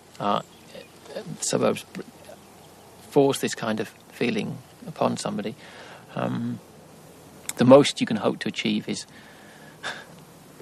to have the right to climb into a suburban train 5 or 10 times a week and just about stagger back for the weekend. The least is just unemployment. Great, thanks. I just needed just a nice woolly pair. Roughly roundabout. Yeah, great. What other things about modern society turn you off? The cheap satisfaction in so many things. The aimlessness. But I think the total lack of thought is at the bottom of it. Nobody seems to know where they or anybody else is going, and nobody seems to worry. You finish the week, you come home, you plug into the TV set for the weekend, and then you manage to get back to work on Monday. And it seems to me that this is just a slow path to total brainwashing. And if you have a brainwashed society, then you're heading towards doom. There's no question about that. It would be pretty tough to convince most people that what you have here, the way you live, the way you look, is better than a suburban life. Well, I don't want to convince anybody. I know it is. See, what I look like isn't necessarily what I feel like. I'm not claiming that I feel as though I'm in some sort of nirvana. But I'm claiming that if I was living in a bedsit in suburbia, I'd be so miserable, I'd feel like cutting my throat. And so there is a slight difference. When I go home, I come in and Mummy gives me a cup of tea, and then I go out and play. And when it starts to get dark, I come in again and put on TV. I don't think I was really taught any sort of policy of living at all by my parents. This is probably the biggest mistake. That I was just left to fend for myself in a world which they seemed completely oblivious of. And I found that even when I tried to discuss problems which were facing me in school, my parents didn't seem to be aware of the nature of the problem. We made up quite well after the bad times we went through when I was in my early 20s. There are still awkward patches, but I think suddenly, perhaps almost mutually, it dawned upon us that we were all making mistakes, and also that some of the things we did couldn't be helped. And I think now, perhaps the greatest thing we've achieved is we know when to say nothing, and we know when to do nothing, and we know when to be tolerant of each other, and that's a great thing. That's really tremendous. What I'd like most of all would be to be able to do something for my parents when they're older, to be there when the time is necessary. Were they upset with what you said about them in the last programme? I'm sure they were. But I don't wish I hadn't said it, because I said exactly what was going through my mind. I think I was very venomous, and I think had I been in an easier situation myself, and had I had less worries myself at the time, I would have been perhaps a little kinder. I had to take out my anger on somebody, and I think it came out of my parents. But perhaps unconsciously, a lot of what I said was what I did feel underneath. But I don't want the scar to remain. When I get married, I don't want to have any children because they are always doing naughty things and making the whole house untidy. I always told myself that I would never have children. Why? Because children inherit something from their parents.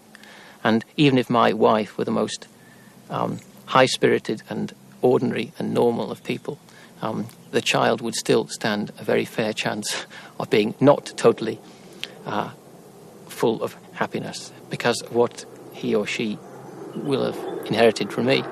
Coloured people really don't like them very much. No, it sounds like ghostly coloured people. You think of a purple person with red eyes and yellow feet, and you can't really think of what they really look like. What goes through your mind when you look at saw those two films when you were 7, bright and perky and... I find it hard to believe that I was ever like that, but there's the evidence. I wonder why I was like that. I wonder what it was inside me that made me like that. And I can see even at 14 that I was beginning to get more subdued, and I was putting a lot more thought into what I was saying, to a ridiculous degree. And probably when I was 7, I don't know, I lived in a wonderful world where everything was sensation, and I could be happy like this, and I could be miserable the next minute. I know at 7 years old I was fascinated by everything around me. The colours of things and things that were funny, sounds that things made. I had, if you like, idiosyncratic views about things that other people hadn't even thought about. I remember I thought that coloured people had purple noses and green legs or something like that. Perhaps I'm still looking for it's difficult to explain. So perhaps I'm still looking for the green nose and this sort of thing. And I know that they're still there. I know that when you look at a human being, there's more to that person than just a robot. When I grow up, I want to be an astronaut But if I can't be an astronaut, I think I'll be a coach driver. This is probably linked up with the fact now that I want to travel. I mean, my thoughts haven't really changed differently, so I definitely would like to be a coach driver now. I suppose yes, well, I would like to be somebody in a position of importance, and I've always thought this. But I don't think I'm the right sort of person to carry the responsibility for whatever it is. I always thought, well, I'd love to be, possibly even love to be in politics or something like this. But I suppose that I'd probably find that just as tedious as all the other jobs I've done. So. All the things I always thought I could do. I could give lectures on erudite subjects that I'd read all about, or I could work in the theatre, perhaps lighting or directing a show. And is all that lost to you? Does seem to be, yes. I don't see any way out. I've thought of everything I possibly could. It seemed to me for a long time that getting a reliable job and a nice place to live would be the solution. Well, I haven't succeeded. I can't see any immediate future at all. But here I am. I've still got clothes on my back. Not particularly nice clothes, but I've still got them. I have a place to go to. I have some prospects of work. I'm still applying for jobs. I haven't given up. I think I'm lucky because I've met so many people. I've worked with people who have no future whatsoever, for whom life is finished completely at 50, and yet they still have to somehow keep going. And I don't want it to seem that I'm complaining too much. I feel, especially sometimes when I'm on my own, that I'm losing touch with the way other people live. Do you worry about your sanity? Other people sometimes worry about it. Like who? As I said, I sometimes can be found behaving in an erratic fashion. I sometimes get very frustrated, very angry, for no apparent reason, for a reason which won't be apparent to other people around me. It's happened from time to time. Have you had treatment? I've occasionally had to see doctors, yes. I haven't had any treatment. And what have they said to you? I've had a lot of advice, but you know, the best medicine is kind words, and it usually comes from somebody who has nothing to do with the medical profession. Which isn't to say that doctors can't be very helpful. But really, the thing a sick person wants is to be away from doctors as soon as possible. What did they say was wrong with you? Well, I have always had a nervous complaint. I had it since I was 16. It was responsible for my leaving university and for some of my difficulties with work. But as you know, you can't afford to go around looking depressed. That in itself is bad enough. So can you lick it? It remains to be seen. Yes, I'd say I believed in God. Are you religious? Well, I go to church with my parents on Sundays. I don't know, even now, whether I do believe in God or not. I've thought an awful lot about it, actually, and I still don't know. But still, this was absolutely certain. If one was to survive in the world, one had to believe in God.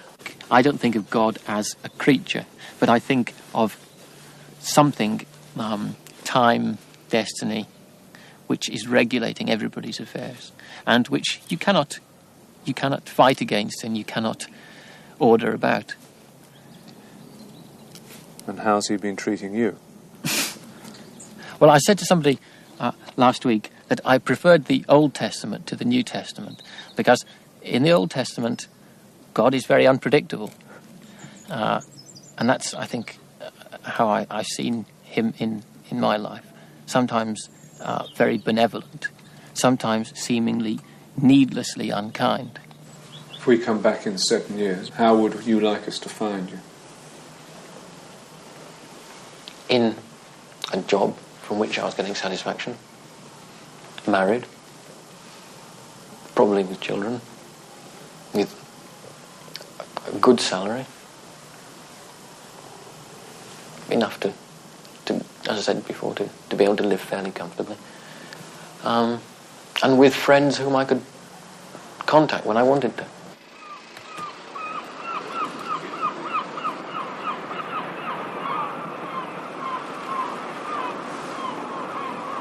I'm a lot happier now than when I was 7 years ago.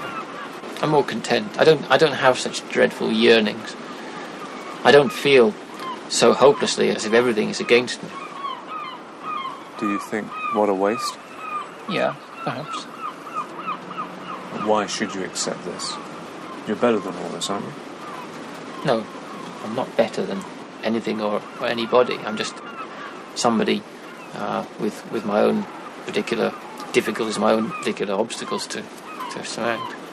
And everybody else is doing exactly the same thing. If we did all love Jeffrey and we all want to marry him, I think I know the one that he'd like. Jackie, Lynn, Susan. After primary school, they separated, and at 14, Lynn was at grammar school, and Jackie and Susan were at comprehensive. We had a teacher at school that his favourite ploy was, all you girls want to do is walk out, get married, have babies and push a pram down the street with a fag hanging outside your mouth. Women are expanding into so many different areas now that it must be getting easier. And I mean, Susan has been married 4 years and has a son of 2. Her husband Billy is a gas fitter, and they live in a council house in the East End of London. 75. I'm lucky, I expect, because I still manage to do my own thing. I've got a husband who lets me do what I want, and a mum who helps me out. You know, and I do a little part-time job, which is enough for me, because I don't think I could cope with a full-time job, and I wouldn't want to, personally. 60. Jackie was married at 19, and her husband is a decorator. She works for an insurance company in the city. I certainly don't want to stay in the position I am at the moment forever and ever. But how ambitious, I'm not really sure. It tends to change as you get older, so just got to wait and see, really. Lynn also married at 19. Her husband works for the post office, and they have 2 daughters. They moved out of the East End to Kent 18 months ago. I'm going to work in Woolworths. At 21, Lynn was working in a mobile library in Tower Hamlets. She's still there. I stamped yours? Yes. I've not stamped yours. Sleeping Beauty. Teaching children the beauty of books and watching their faces as books unfold to them is just fantastic. To work with children of that age, you've got to love them. And I love children. Well, I know he is her and he loves her. I don't. I love him. I don't think I'd get married too early. I'd like to have a full life first and meet people. Before you commit yourself to a family. If you think that getting married, as far as we're concerned, is a case of going to work, coming home, cook tea for hubby, going to bed, getting up, going to work, you're totally mistaken. Did you meet enough men before you decided who to marry? I've been married a year and a couple of months. You do think, Christ, what have I done? See, I've still got my And I'm being honest about it. And Russ thinks the same. You think, at times, you think, Christ, what have I done? It is a partnership marriage, yes. We married, say ominously, young, but because we wanted to go out and have fun together and grow together. I'm not sure I would recommend it. I think but again, you're generalising. I mean, if I would say on average, 19 is probably too young.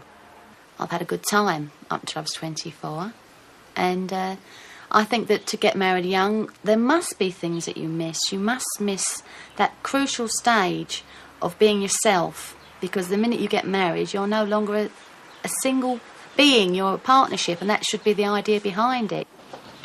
If I could, I would have 2 girls and 2 boys. Yes, I would. And what about you, Jackie?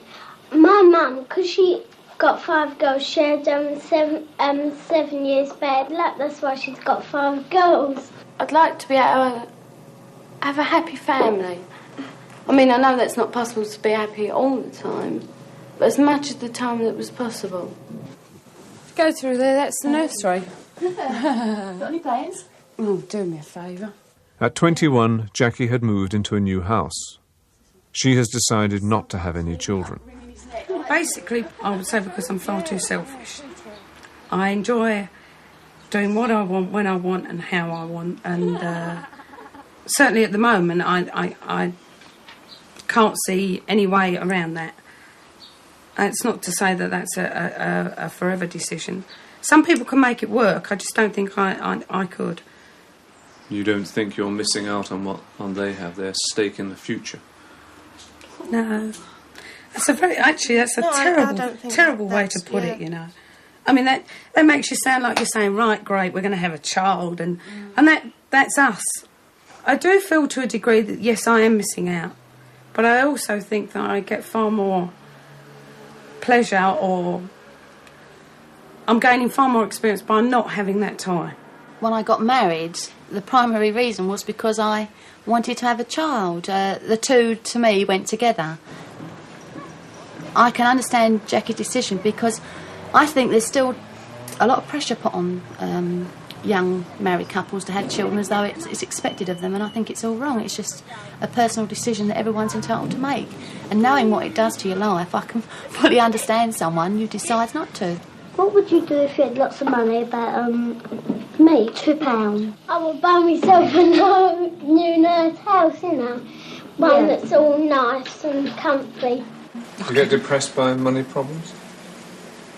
No, why? Why should you? If you can manage on what to you've get got. depressed over money. It's so easy to.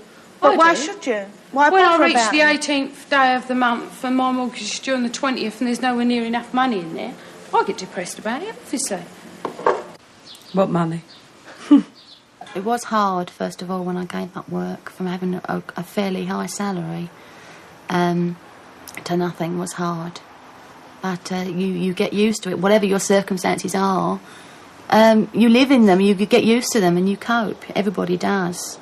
I didn't feel like going to a grammar school. I just, comprehensive school, it just seemed more friendly, you know, at the time that is, but now, you know, really they're different. Grammar school's fantastic. Say so. We've had that it doesn't scratch the bottom. Why am I using wooden spoon, please, to stir this saucepan? I don't think anybody influenced me. It was a conscious decision. Obviously, the decision was discussed at home, but it was always in me to go.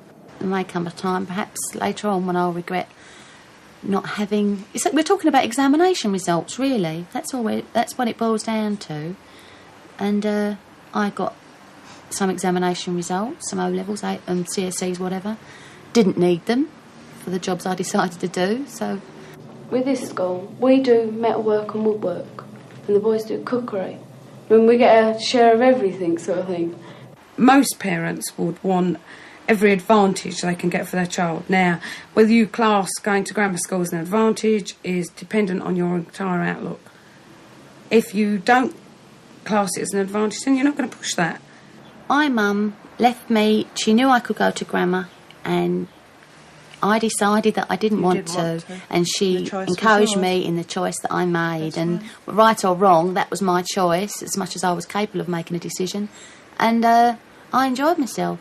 My father had a reasonably good education. He never went to the local comprehensive, but at the same time, I don't think he was too worried which way I decided to go. I think he probably knew me better than I did, which was that basically I was a very lazy person academically, and I think I would have found grammar school push. Do you have any regrets about it? No. You can only have regrets about things if you're not happy with the way you are. You look at the old film and you see yourselves at 7. Do you think you've changed? No, I don't think I have, really. We're the same people as we were then. I was always chatty, Jackie was always chatty, and Lynn was always the quieter one. Is that depressing or frightening to think that we're all set by the time we're 7 and that's it? I don't think one's set by that age. You progress, but the overall character is there to come up. I think the basics are there. Yeah, the basics are there. Why is it that you three haven't changed so much, do you think? You'll probably never know that. I think perhaps we've all grown up. We've all had a stable background with stable relationships all the way through. I mean, the same people are there now that were there then. The poor, if that you don't help them, they'll sort of die soon, wouldn't they? Whereas some people are just born into rich families and they're lucky. I don't see why they should have the luck when people have worked all their lives and haven't got half as much as what they have. It just don't seem fair. I've had the opportunities in life that I've wanted. I say I've had more opportunities. Yeah, you've made. So you three working class girls don't feel bitter about a society that maybe gives one strata of it more opportunities than another? No. Not bitter. Not at all. I don't even think, to be honest, we consciously think about it until this programme comes up once every 7 years. I really don't think we even think about it. I do not sit there thinking, he actually was born into money. He's had more opportunity. I mean, it just doesn't even cross my mind. I think that we all could have gone in any way that we wanted to at the time within our capabilities. I mean, we chose our own jobs. We were able to choose our own jobs quite freely. If you've got a comfortable background, then perhaps it can make life easy. But I think you've also seen within this programme that it doesn't always work that way. In some respects, I think that the boys and Susie didn't have such an open choice as we had. It was mapped out from such an early age as to where they were going, and they had to live up. It's a hard thing living up to parental expectations.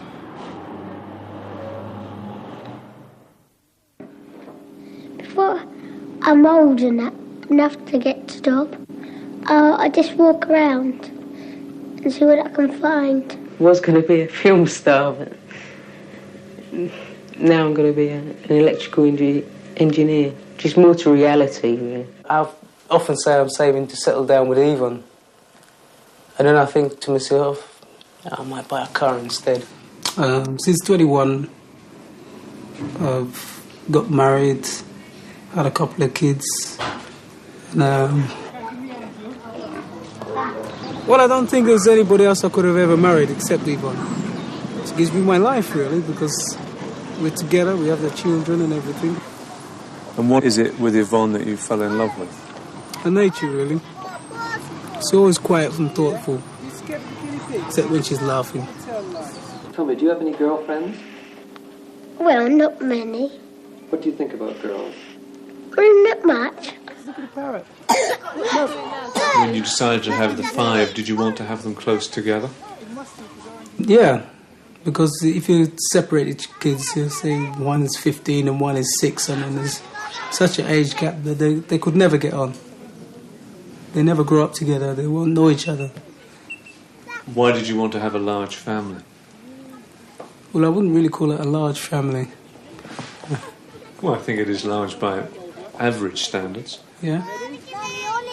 We just wanted 5 kids, you know, we got exactly what we want, 3 boys and 2 girls.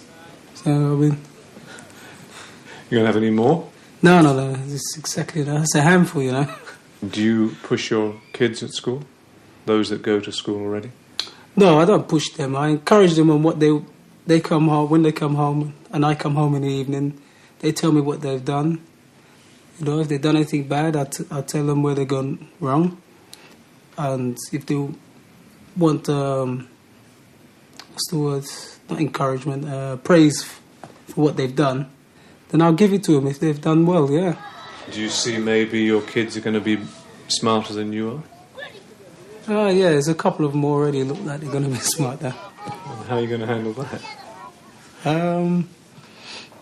Keep them on my side. They say, where's your father then? You know, when your mum's out at work, instead of your father. And I just tell them I ain't got one.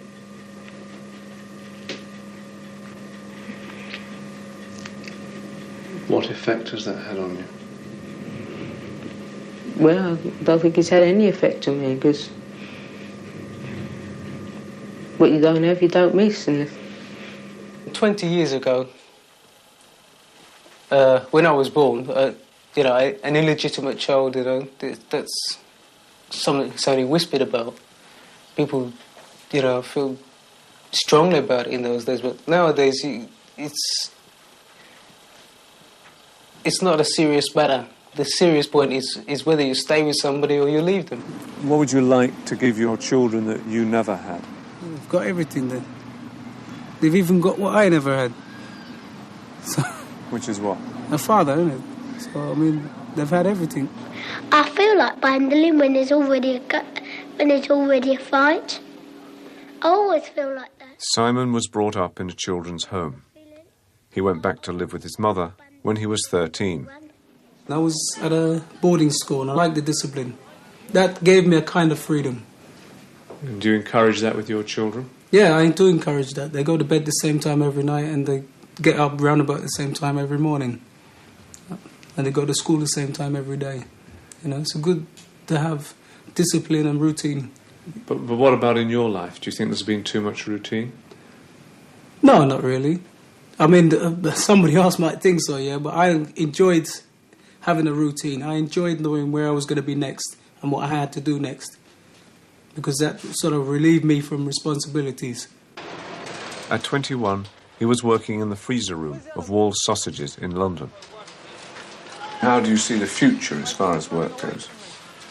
Well, I know I can't stay at Wall's forever. I mean, it's just not me. I couldn't stay there for that long. My mind would go dead. How long have I been there? About 8 or 9 years or something like that. There's a lot of people I know there now. When I first went there, I mean, it's getting to know people. Now that I've been there so long, I mean, I know practically everybody who's in there. Now, I don't think my mind could go dead because I've got a lot to talk about every day I go to work, you know. There's always somebody says something smart, you know. I just wonder, be just like anybody else, really. Nothing too marvellous. I feel okay just getting on with life, just sort of keeping up. But I know if I really wanted to, I could get on. Yeah, I only take a little spark in me to do it. I'm quite happy to stay there. It doesn't look like it's going to close down, so I mean, better the devil you know, innit? And you never feel you should be doing better jobs than these? Aren't you worth more than this? No, I haven't really. I suppose I just like hard work, I don't know. But it's never really sort of worried me. I suppose it should, but it just hasn't. Not really interested in moving up the scale. Why? I don't need the hassle of being a charger, manager or whatever.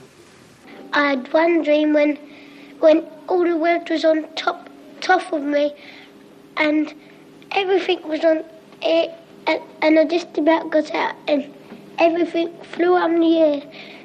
It all landed on my head. See, I mean, everybody's got the same start.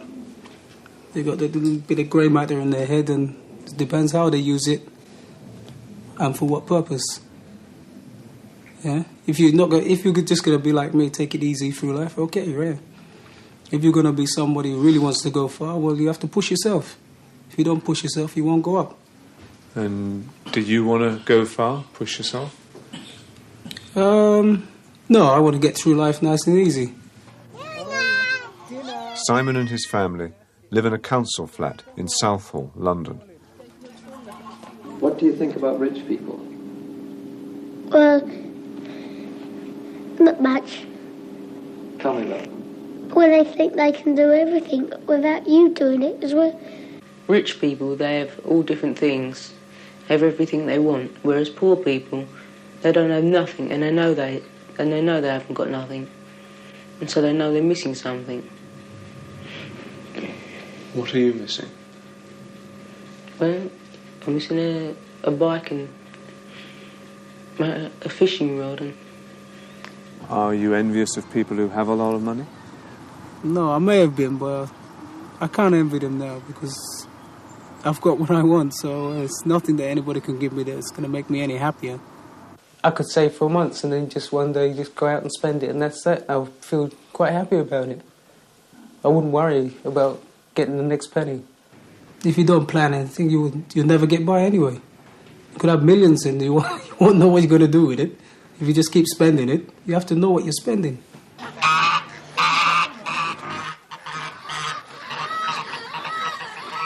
Everybody's got to get used to knowing coloured people. And coloured people in turn have got to get used to being with white people. Because if either side doesn't work properly, then no side will work properly. They're just the same as me, aren't they? I mean, do you think it's hard being a black man in English society today? It depends what you want, innit? If you just want to live in the society, no, it's not hard. If you want to fight the society, yes, it would be hard. And have you ever wanted to fight it? Not really, no. There's no need for it. I've been to Madame Tussauds with my mum and the planetarium as well. Do you want to go abroad? Yeah. I'd like to go to Mallorca. Take a couple of weeks out there from everything. Relax myself. I think I might like to sort of go out of this country. Probably just for a holiday first, somewhere, anywhere.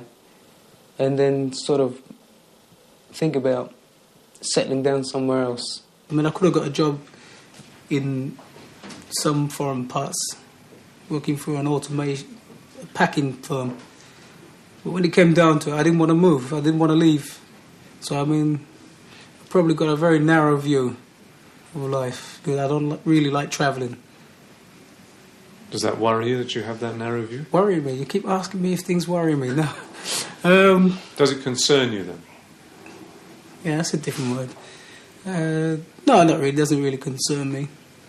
And what do you want for the future? Watching my kids grow up, and when they're growing up, maybe seeing their children grow up as well. Looking at some of the earlier films, it would seem that maybe you had a sad childhood. I mean, you didn't have a dad and you didn't have a lot of material things. You know, I wouldn't really call that a sad life. It's a different life to somebody with everything or thinks they have everything, but I mean, it doesn't matter if you've got everything, all the material things in the world. I mean, you're not going to be happy anyway because you still want the next thing down the road.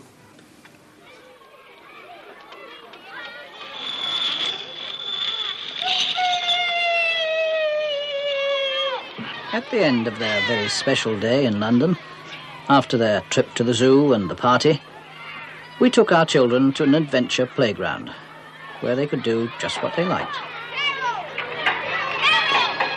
Those from the children's home set about building a house.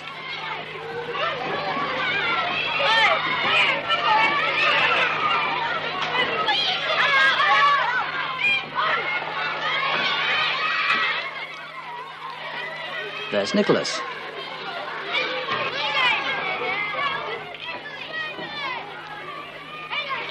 And Tony.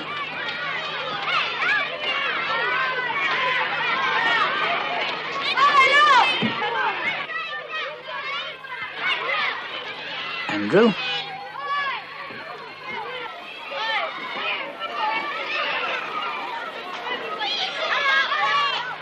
And Bruce.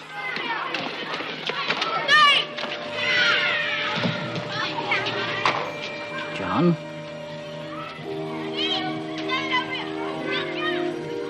Susie. Jackie and her friends.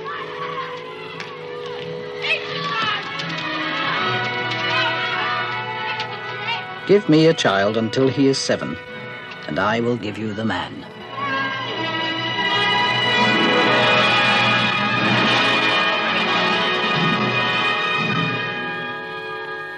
This has been a glimpse of Britain's future.